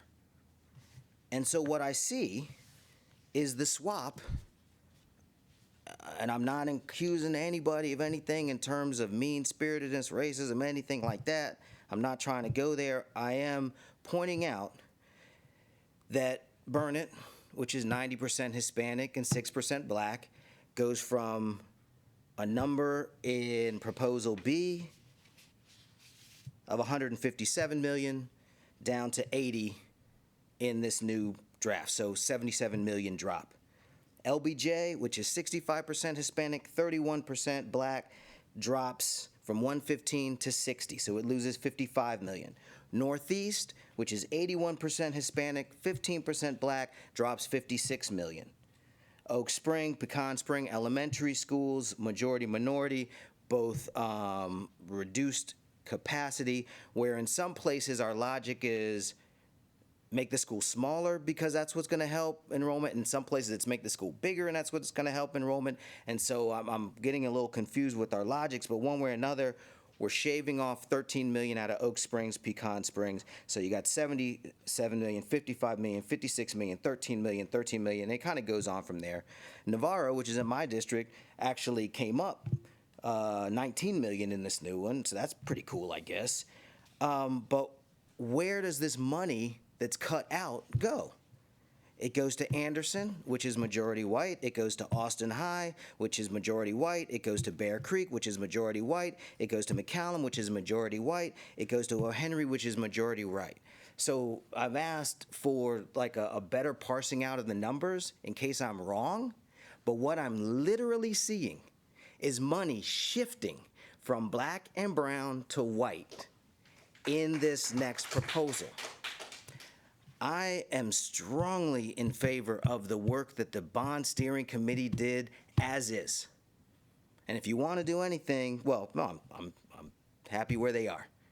I am not and will not support a last minute shift of over $100 million that looks, unless I'm wrong, and somebody can tell me I'm wrong, is a direct shift from Black and brown to white. That's not what I want to be about. I will not support it. I don't have a question.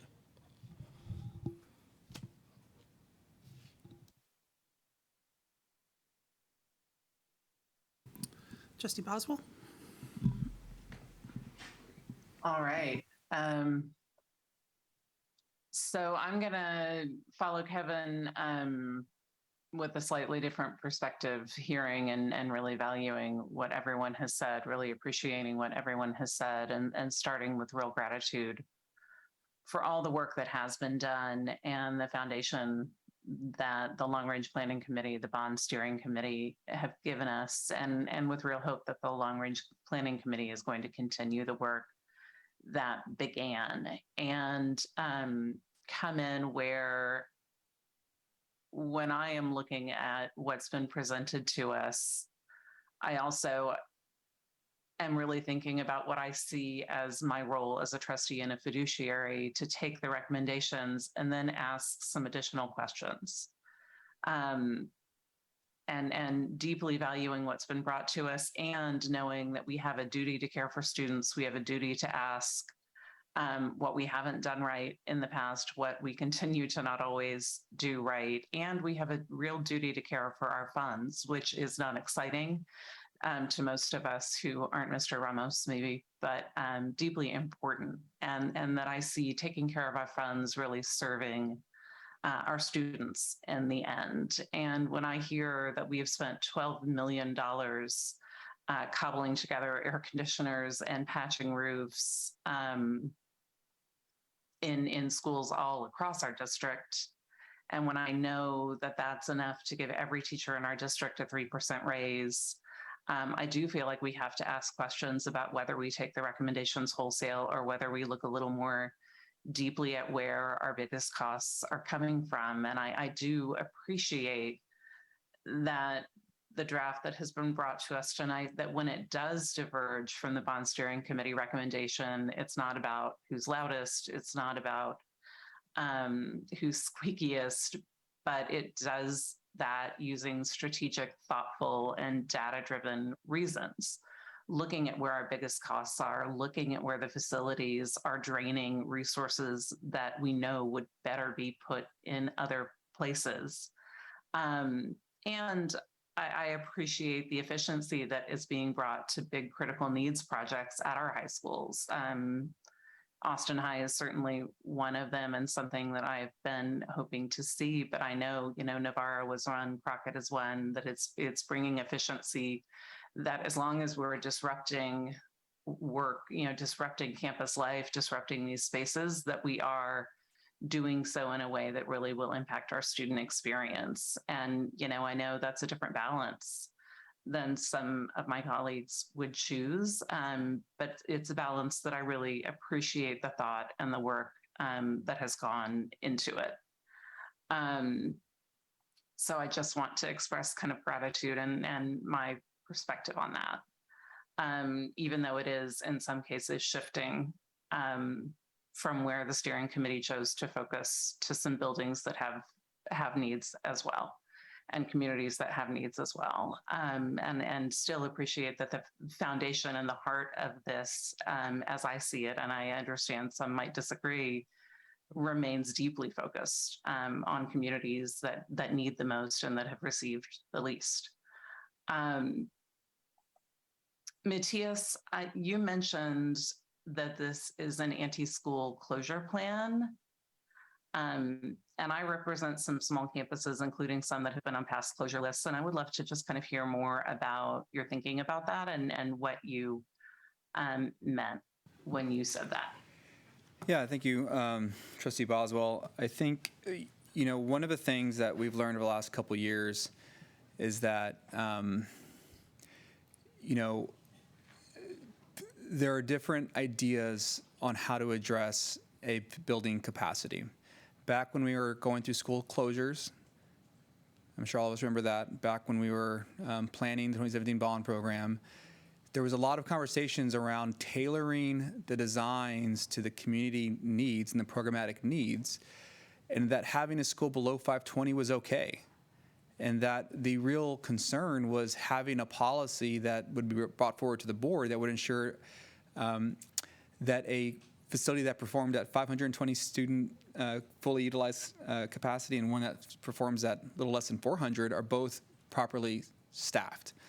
And then we fast forward to this process, and there's a different thought that came about from some folks, and that was, if you don't build it to 522, then the school doesn't have room to grow. What we don't want to do is to put any campus at risk, which means that we don't want to draw one campus base from another, and we don't want, but we also want to create enough space for a campus to grow in the building that it has. And so when we looked at the campuses that were being modernized, really only two, not all of them, fit that kind of description, Pecan Springs and Oak Springs. And the thought there was, you could give them a completely modernized facility and plan for expansion, like absolutely plan for expansion. And that solution would work for that community, and it would work for those needs. And we have many other small schools within the district, many other small schools. And so if that strategy is one the board wants to adopt, then our goal would be to implement that elsewhere. It wouldn't be tied to any district or to any area of town. But in that way, you, at a macro level, have more control over the denominator that is used to calculate utilization, right, as a whole.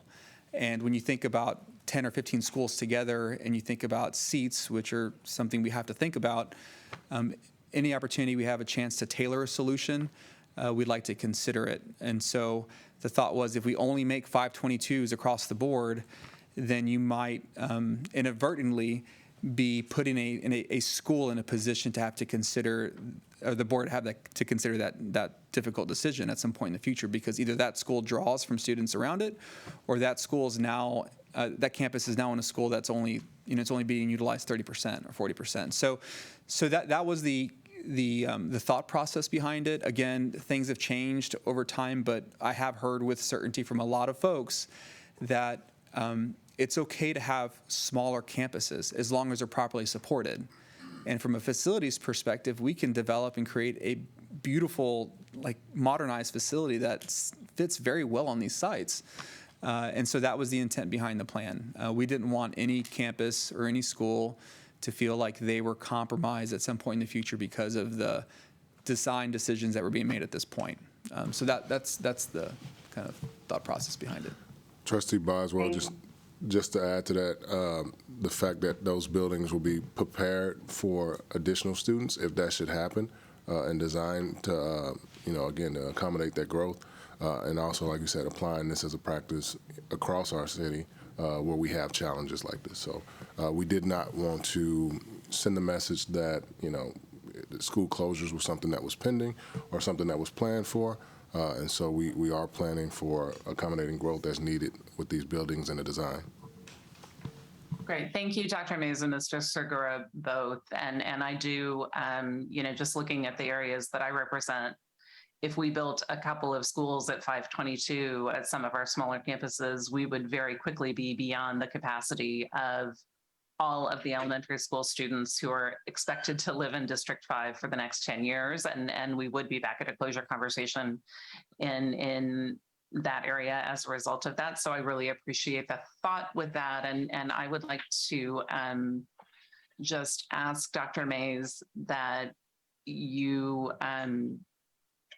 I would love for the board and the administration to work together to bring some thoughtful policies about staffing at smaller campuses so we know that they have everything they need to be successful and what that looks like for a librarian, for an AP, for those positions that sometimes are shared, that we might want to put those investments into some campuses with smaller enrollments, regardless of the size of the building, to make sure they're getting that support they need. So I would just appreciate that conversation really following this conversation. Yes, ma'am. I see Ms. Stevens back there, so I think she heard you. Thank you. Great. Thank you for that. And thank you, Ms. Stevens, for that as well. Mr. Segura, I have another question. We are hearing increasing interest, I think, about the environmental impact of our district, about schools generally. I know President Rodriguez has talked about it. I know a lot of people in our community are reaching out about it. I know that you're piloting some electric school buses right now. Our transportation, our facilities have a big footprint, and that also gives us a big opportunity to make choices that really start making a difference, that start improving things. And I know as a district, we have a long and deep commitment and groups that are doing very good work on this. And I know that we could do more. So I understand that facilities that you have been designing and building are designed with environmental efficiency in mind, and that they are performing, the ones that were modernized in 2017 are performing as they were intended, reducing our environmental cost and that utility cost. You said is our second biggest line item in the presentation. And I would just love to hear more a little bit about how that shows up in this bond and what you expect to see as a result if the modernizations go forward. Absolutely. So we would expect to see a significant improvement in efficiency as far as an operations perspective. One of the things I'll tell you is, old buildings are leaky, the HVAC systems are inefficient, they draw power, they can't be controlled correctly, which means they're operating at the wrong times of day. So by modernizing as many square feet as we are in this plan, we would expect to see a significant reduction in utility cost, and certainly all of these schools would improve as far as either sustainability, rating, depending on how you want to consider that, which is what we've seen in the 2017 bond program. The modernized facilities go from really being at the bottom of the lowest quartile to the top of the first.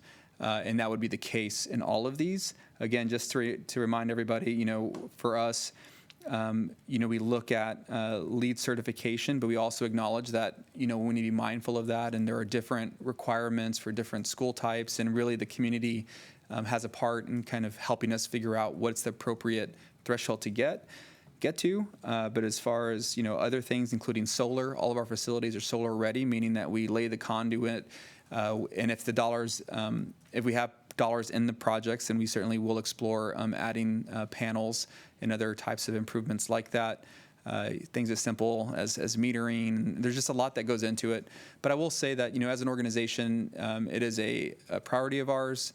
We have dozens of campuses now that have solar on them. Every school that's been delivered in 2017 bond program. is incredibly efficient and is solar ready. And we would only expect to kind of increase or even like heighten the bar, and so I think you'll find that to be the case in this program with certainty. And I would also say it's not just the modernized facilities. You think about Nelson Terminal. That's a building that we pay for. It is very inefficient. It is very costly. The same thing is true of other sites as well, including, like not necessarily the full modernizations, but when you think about the HVAC improvements or the open space classroom designs, that's going to change how that building performs. And so they're not classified as modernizations, but those will also have a significant impact in how efficient we are, which is obviously one thing that's our goal, to reduce burden off our general operating budget. So thank you for that question. Yeah, thank you for that answer. I think that's really an exciting piece of this that is certainly not the same kind of direct educational daily impact on our student experience, but definitely has profound impact in a lot of different ways and really represents our values as a larger community in a lot of ways. And so it's exciting to hear how that is working and that it is working just as intended. So thank you for that. And then I have just one communication request and just something to share that, I know no matter what shape this takes, if we move forward with a bond, and no matter how many people we're able to say yes to, and I'll share gratitude again to the steering committee for thinking big and really coming to us with the idea of a tax increase that does let us reach more communities and do deeper work. No matter who we're saying yes to, and no matter how many schools we're saying yes to with big projects, we know that we still are in a position where we have to say no to a lot of campuses that we know have really major needs, and to cut off those big HVAC projects and roofing projects and electrical plumbing projects at campuses that have a score of a 40 or a 50. If that's what we move forward with, we know we're saying no to a lot that have a 41 or a 51. And that have real ongoing needs that people are living in those buildings with all the time. And I'm very excited that this does reach so many that do have deep and expensive needs, and that we're still asking a lot of other communities to wait. And as someone who represents an area of town with many of our oldest schools, some of them 100 years old, and having had a lot of conversations with a lot of communities this time saying, it's not, I know you were on a list and in 2017, and it's not going to be your campus's turn this time, but here's what is coming to your campus, and here's why the decision has been made, and reminding people that we know the need is there, and that our plan as an institution, as an organization, is to eventually get to each of these campuses, that needs to remain our long-term plan, and making sure that we're acknowledging that and still keeping that in the mid-distance as we go through with that. And I think that's an important part of the communication as well, that not now doesn't mean not at all. Thank you. Thank you.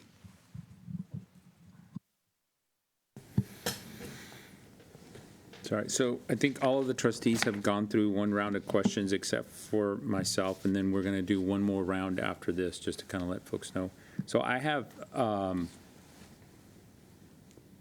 a couple of comments, so one is, I just want to kind of put this in context. One is, I want to talk about 3 potential motions out of a spirit of not surprising you all, in addition to the bond package on Thursday.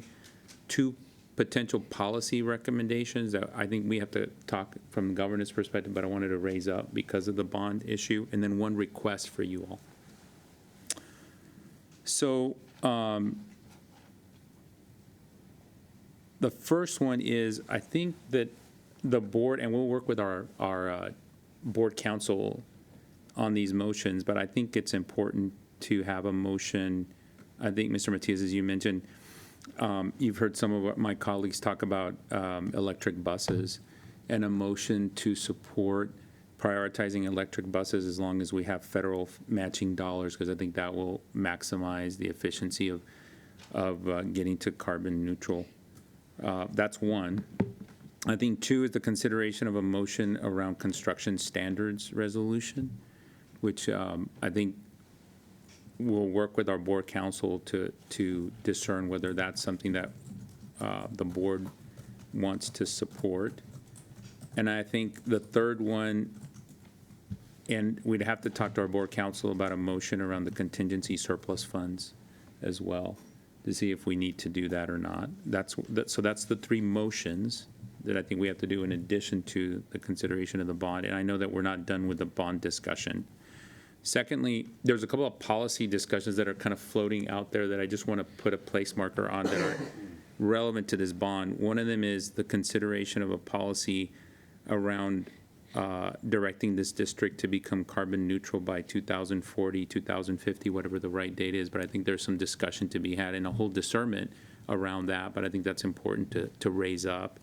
And I think the last one is a policy suggestion around going back and updating the bond steering committee to become the bond and facilities oversight steering committee. But I think there's a lot, like I said, there's a lot that comes from all these discussions around all this stuff. So the one request I have, I think, because we're so close, yet we're kind of hearing all of these kind of discussion points, all valid ones, I think, from my colleagues and learning from every single one of them.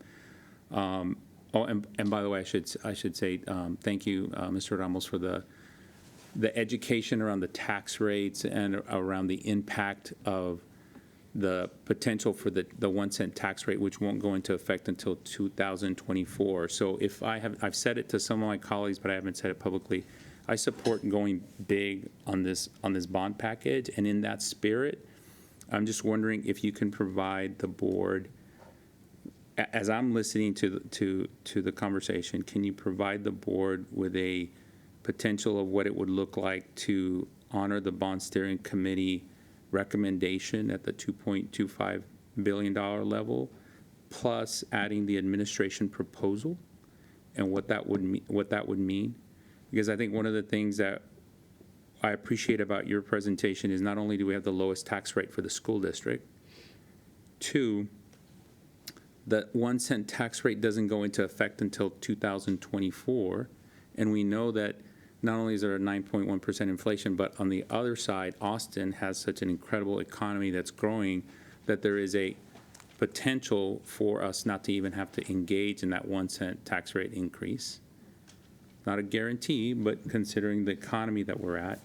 So if you were to combine the bond steering committee and the administration proposal, what that would mean for a net decrease in the taxes, right, because of the decrease, and might that potentially be a passable bond, a supported bond for the board? And here I'm talking to my board colleagues, as we've all had different discussions about what we're trying to discern, as we have an additional, tonight's an additional night, considering that this was the original time that we were going to vote for the bond. Since I'd be remiss if I didn't mention it again, we're 89 days until the November election. Thursday will be 87 days. And obviously, we do have until August 22nd to call the bond, but that is seems very, very short time period to do that. So that's the one request, the two policy considerations, and the three motions that we might have on Thursday. So and I know I just asked you that, so I don't expect an answer back from you all. I know you might need just a little bit of time for that. What I want to do now is go back for a second round of questions and then see if that will allow us to complete our meeting, or if not, we can go for another round if the will of the board says. And I'm trying to remember who I called on first. Was it it was Trustee Boswell who passed. So I don't know if you want to pass again, Trustee Boswell. I just ask questions, and so far I've asked everything that I think I need to ask. I would love to reserve the right to ask another question if I come up with one by the time you get back to the end of the line. Thanks. Awesome. Trustee Zapata.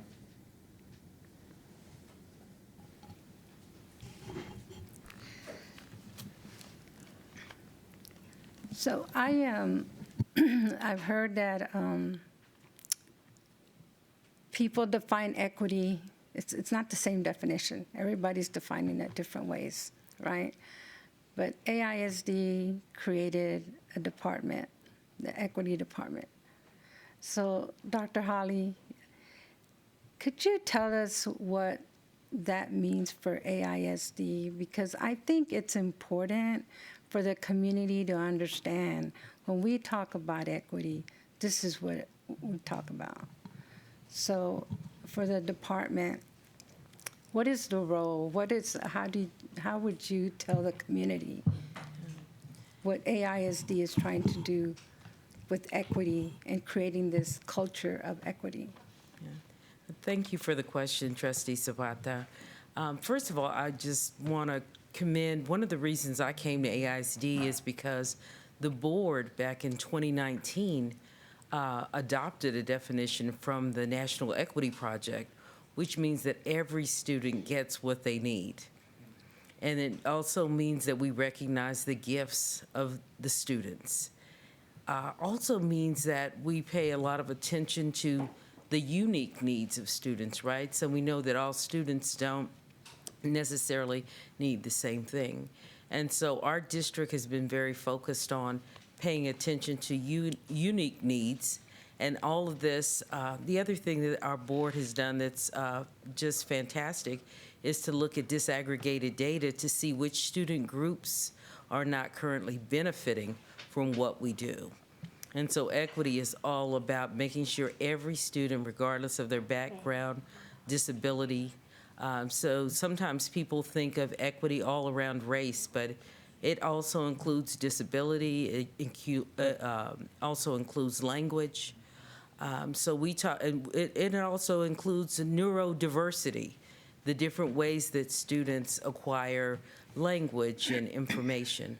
And so we have a broad scope on equity, but the focus really is about students and their unique needs. And that's probably as simple as we can make it. I could do a whole workshop, but that's not what you asked for. So, but that's but do know before I came here, there was a commitment from this board with that particular definition.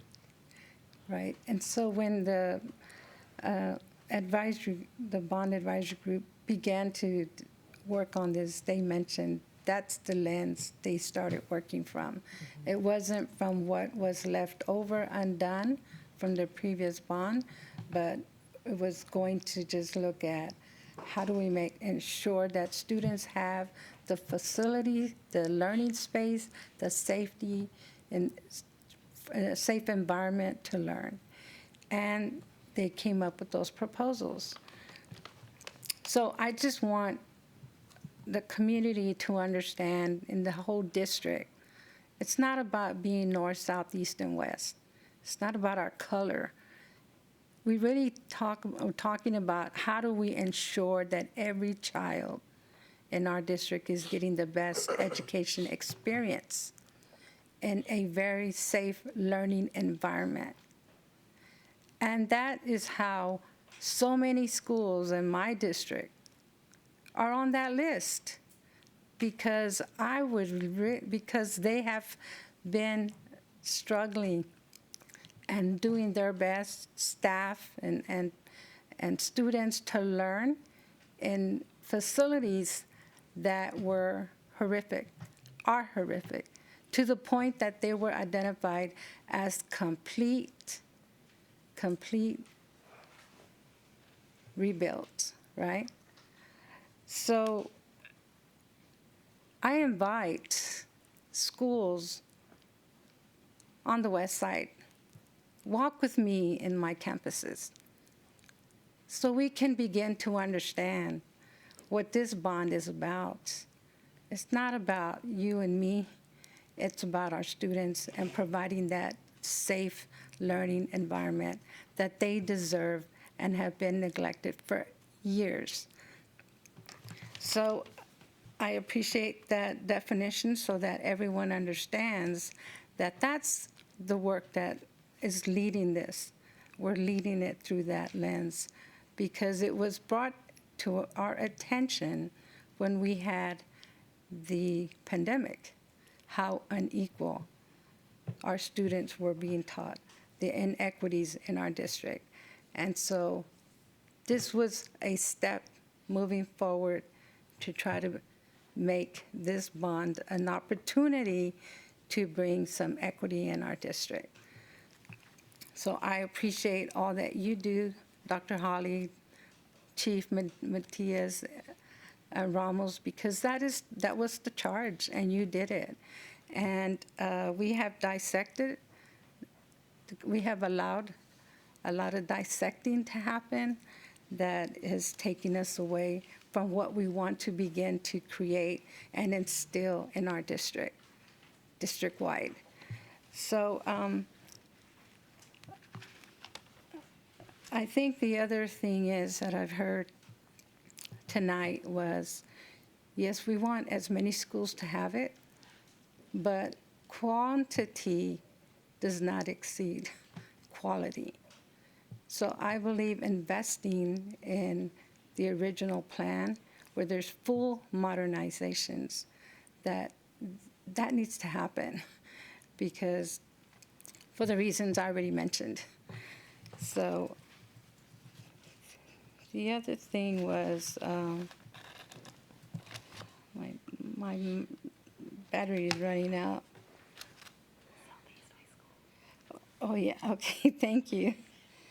Oh, that, Mr. Jason, and communications, how, I think it's important that we really think about how we explain support for equity and being able to be open about equity, because sometimes people see it as a bad word because they're defining it different.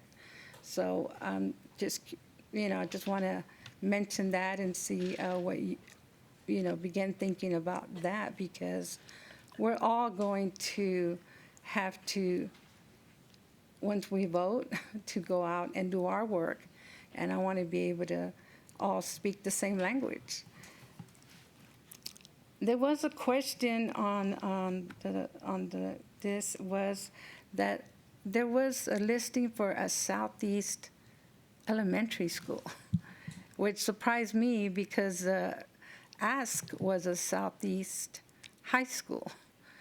We already have that land, and in the proposal it had purchased land for Southeast Elementary School. So I just wanted to get clarity on that one.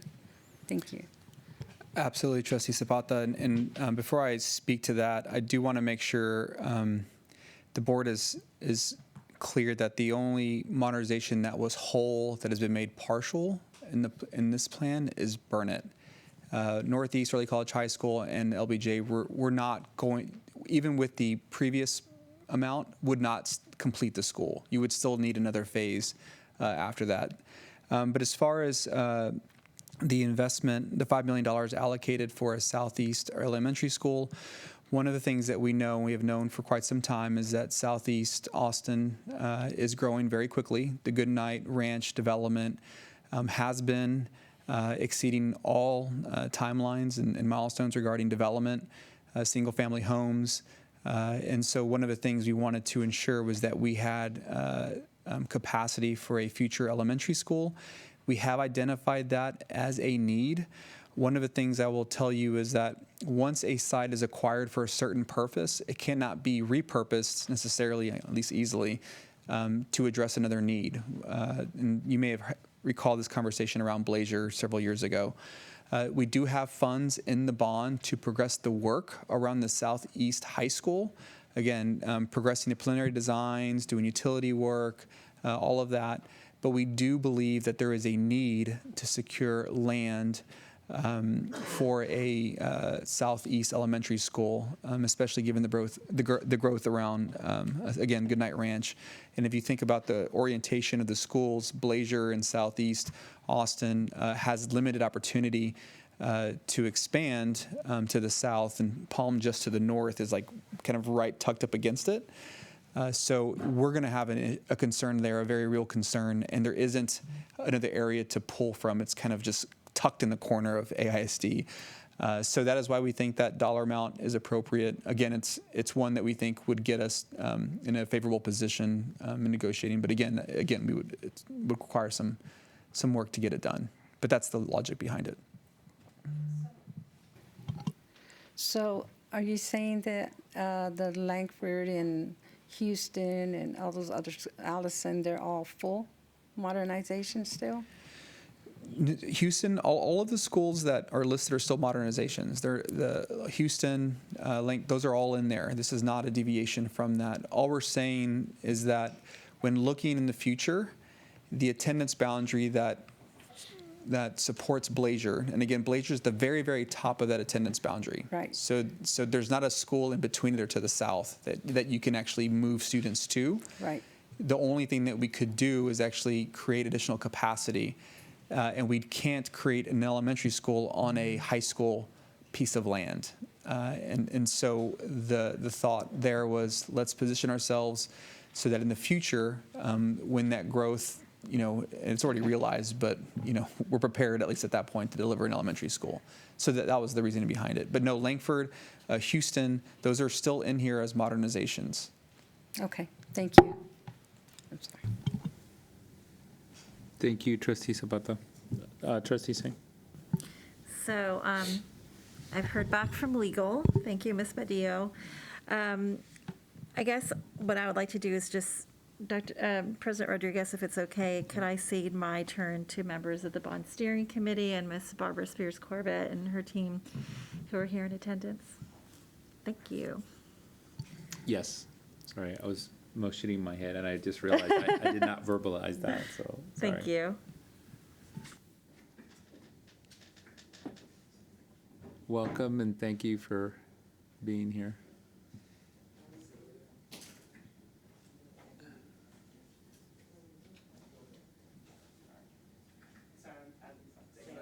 No. Stay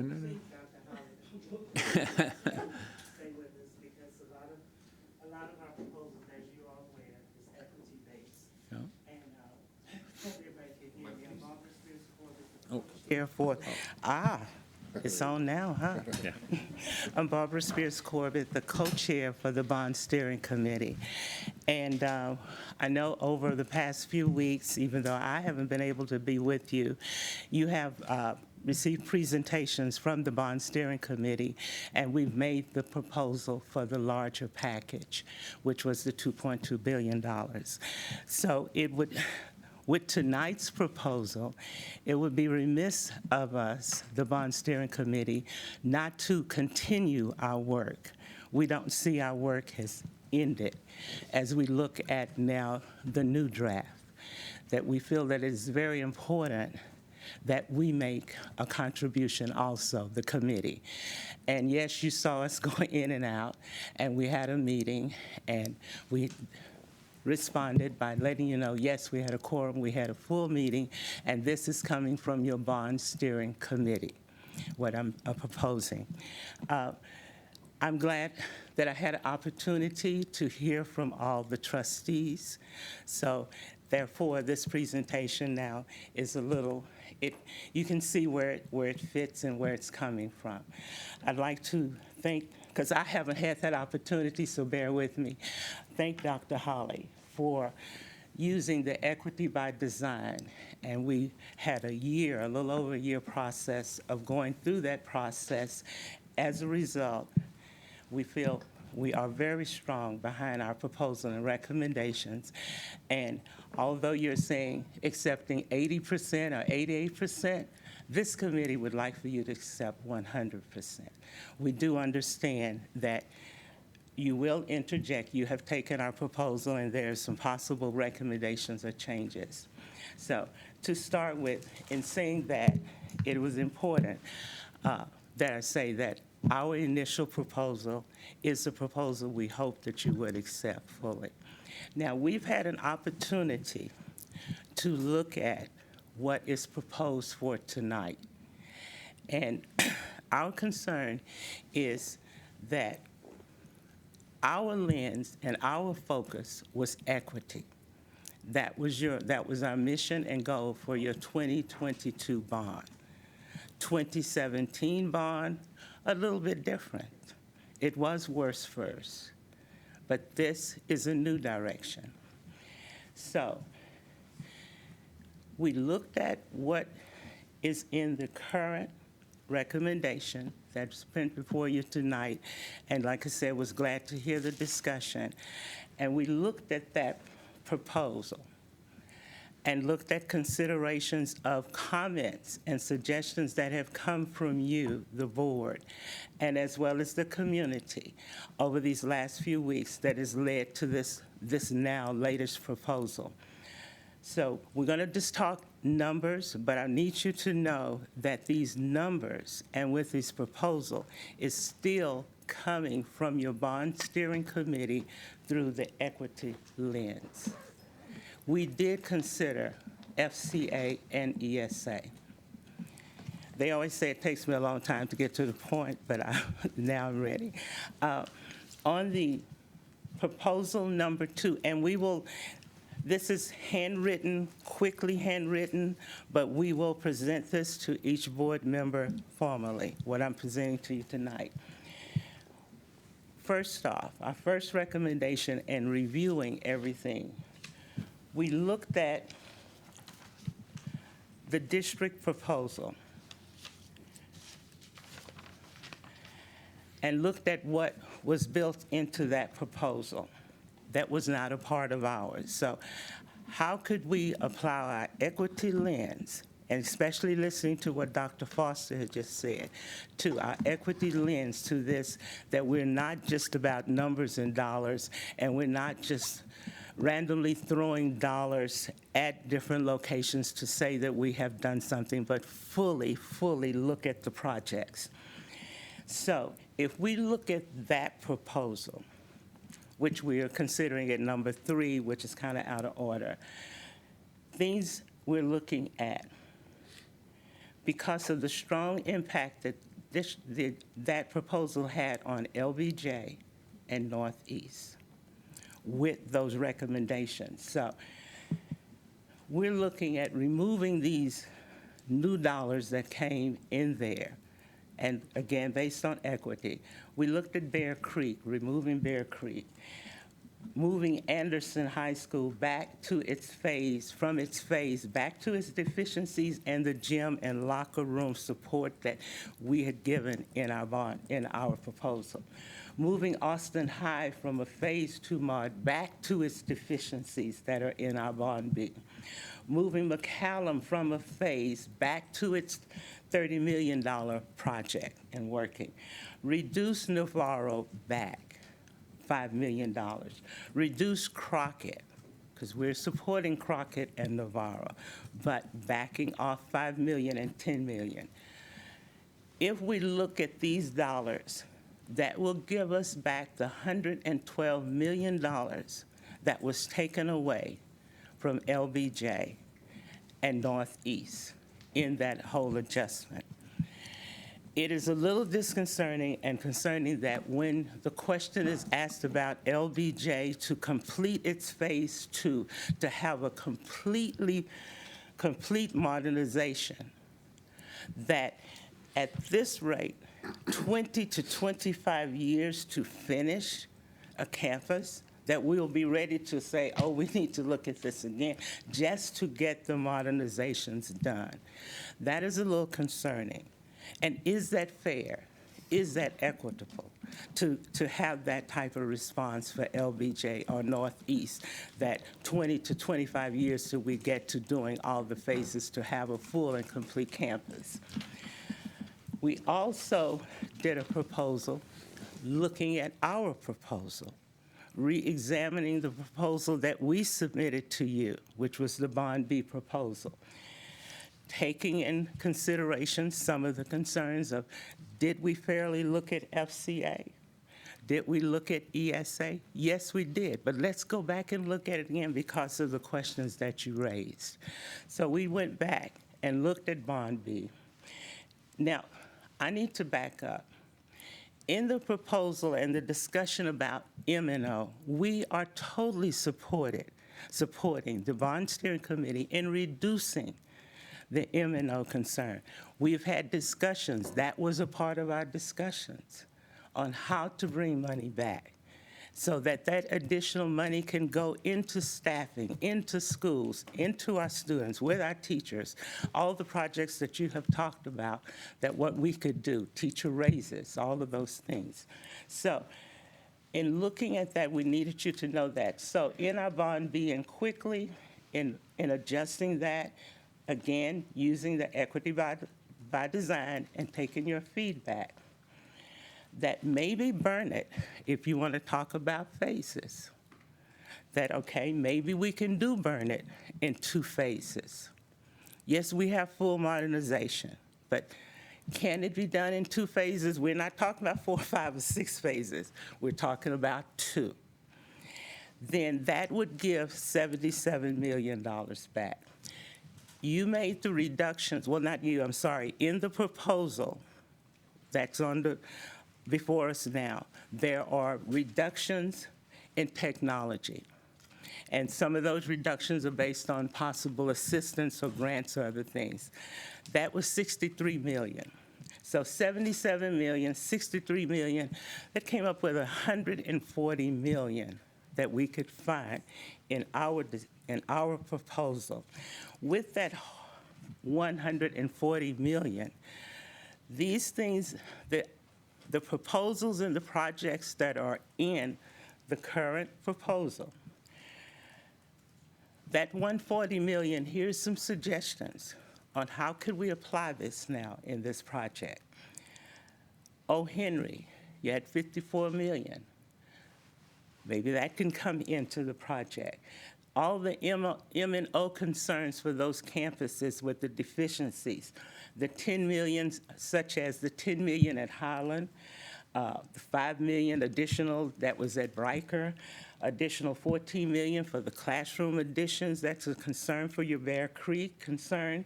Clifton increased the Crockett Gym and lockers.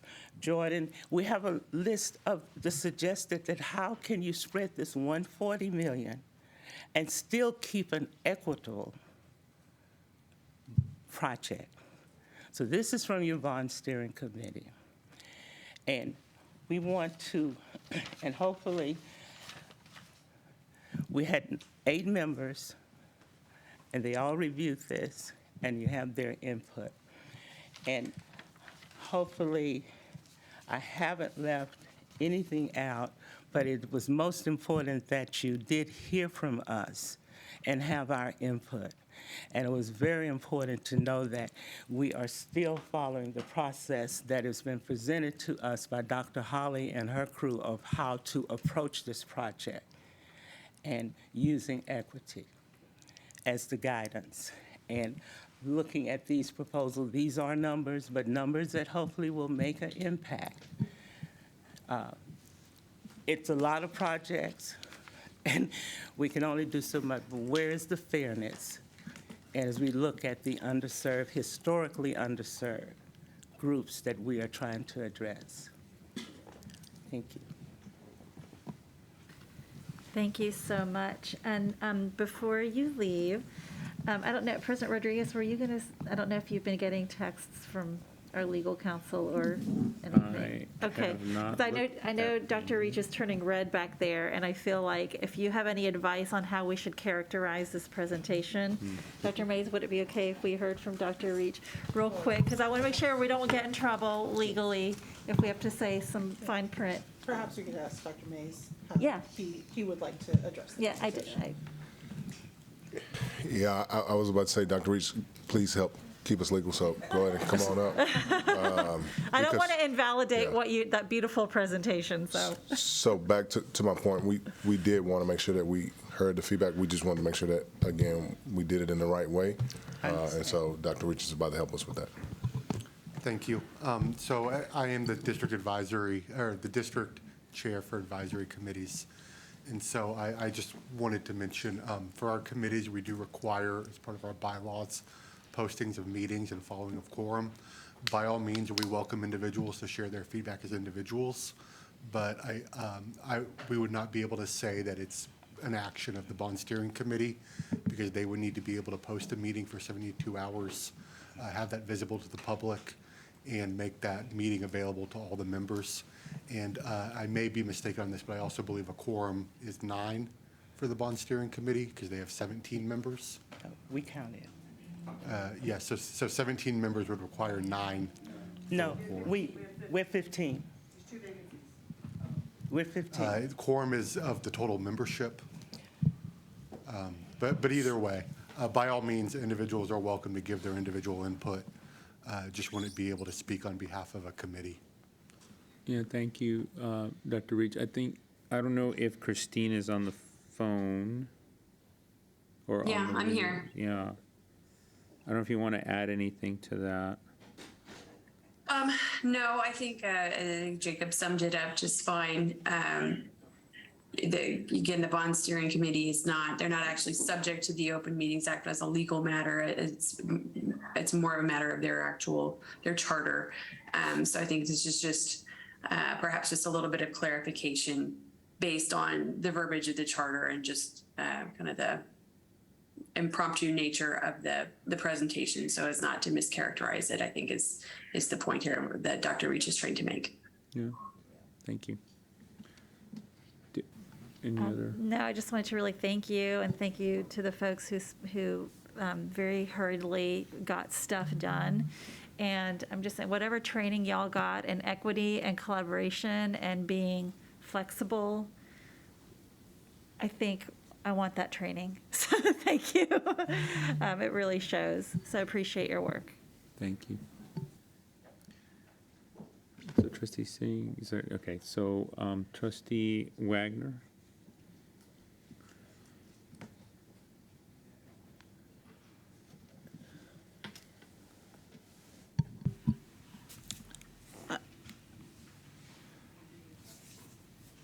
It feels to me like we're getting stuck in this place of absolutes, and I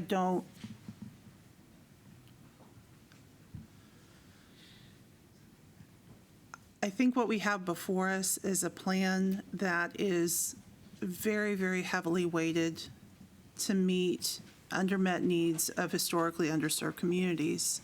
That has not changed.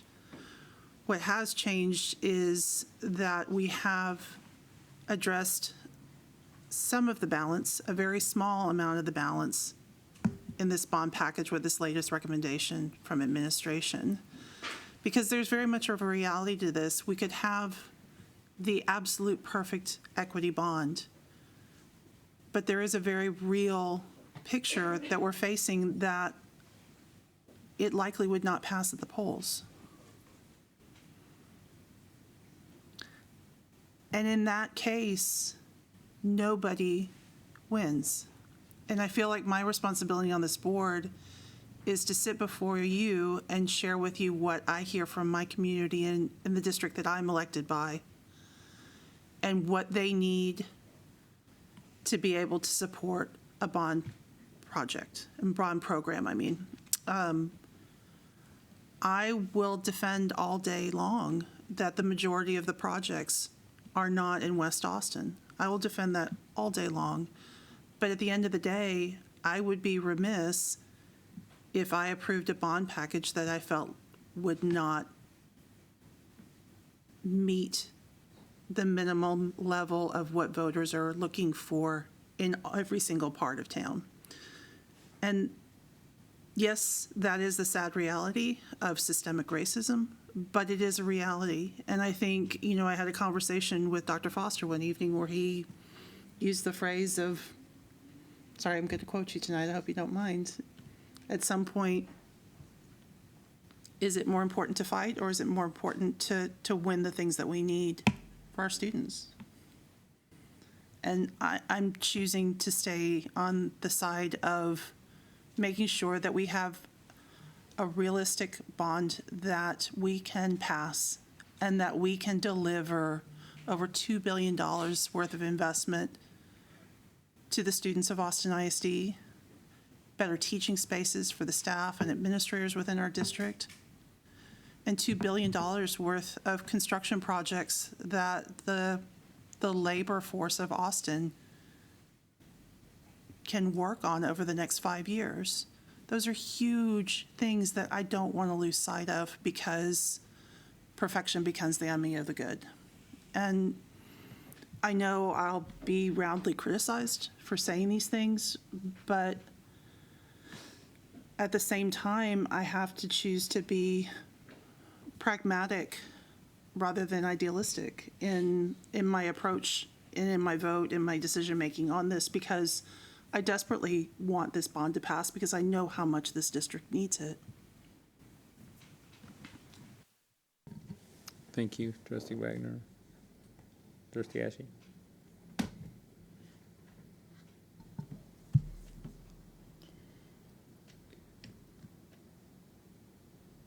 I really appreciated the reminder of bringing forward the definition of equity and making sure that children have what they need. I think we could all stand up here and debate for a long time the definition of need. And I would invite people to come and see a lot of the conditions at any of our schools. And I think there, as someone who has toured many of our campuses,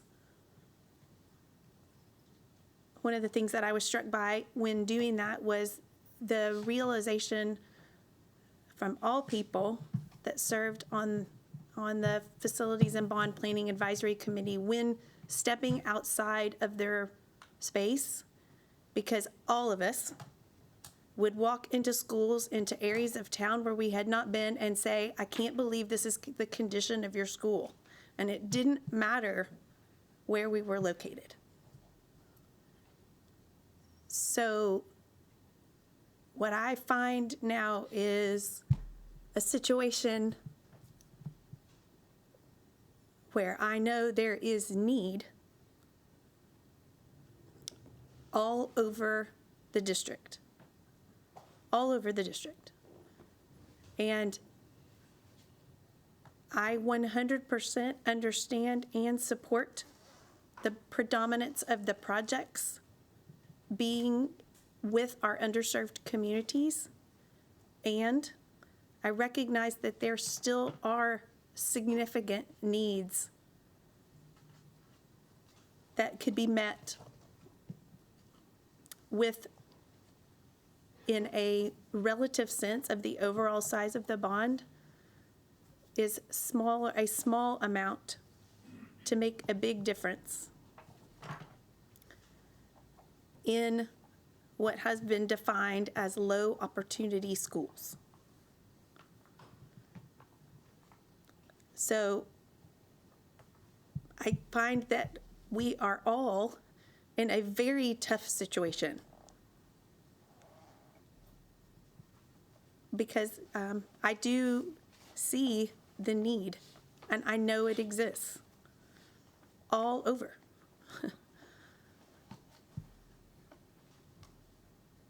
I think I've also appreciated the statements tonight that there is no perfect bond and there is no perfect work. And I think we are all trying to do the best we can. And that we're all interested in the best interests of students and our staff to have what they need. So,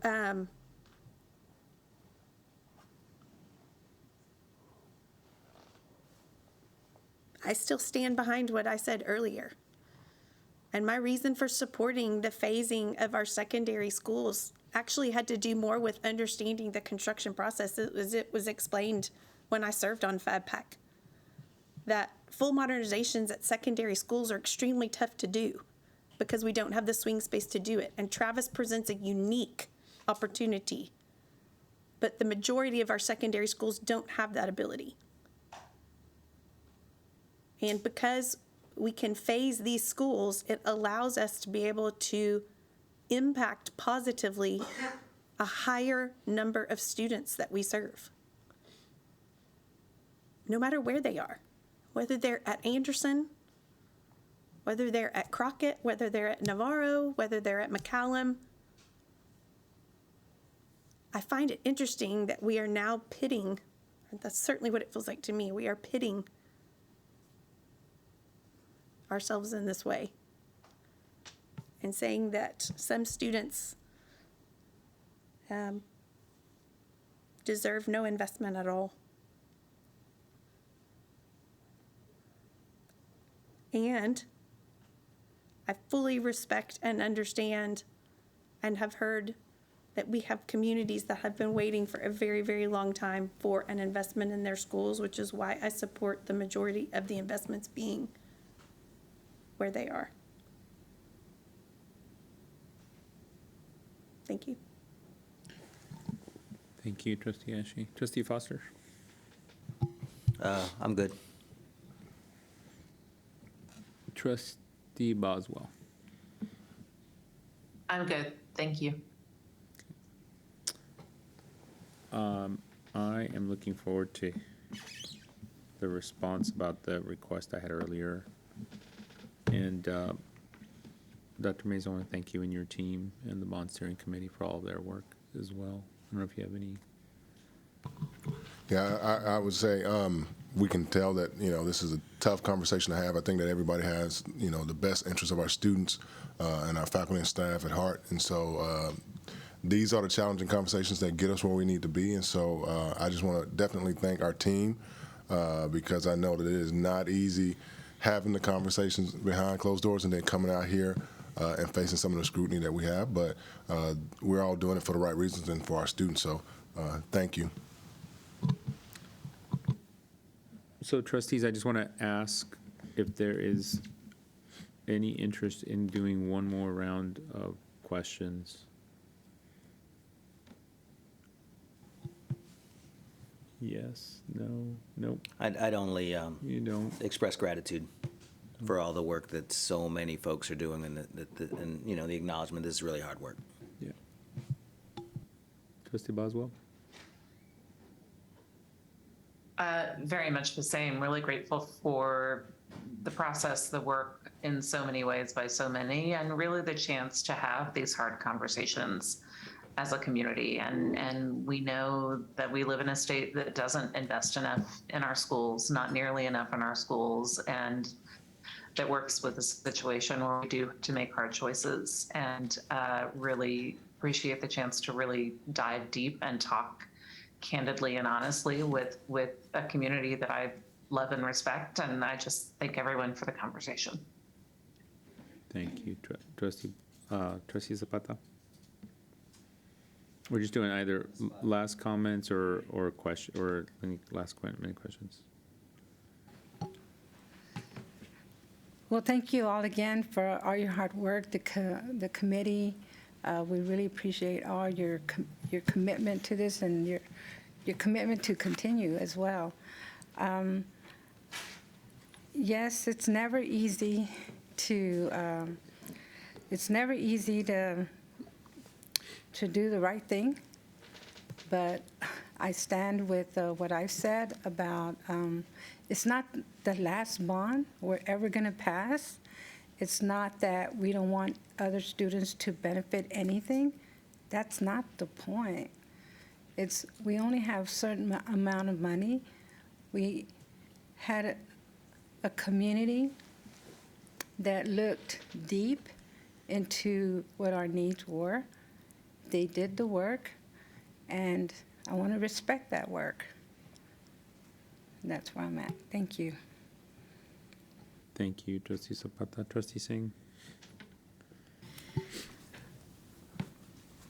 I think what's on my mind right now is, I think I heard the word pragmatic come up, and it resonates with me, but I also think we can do a little bit better.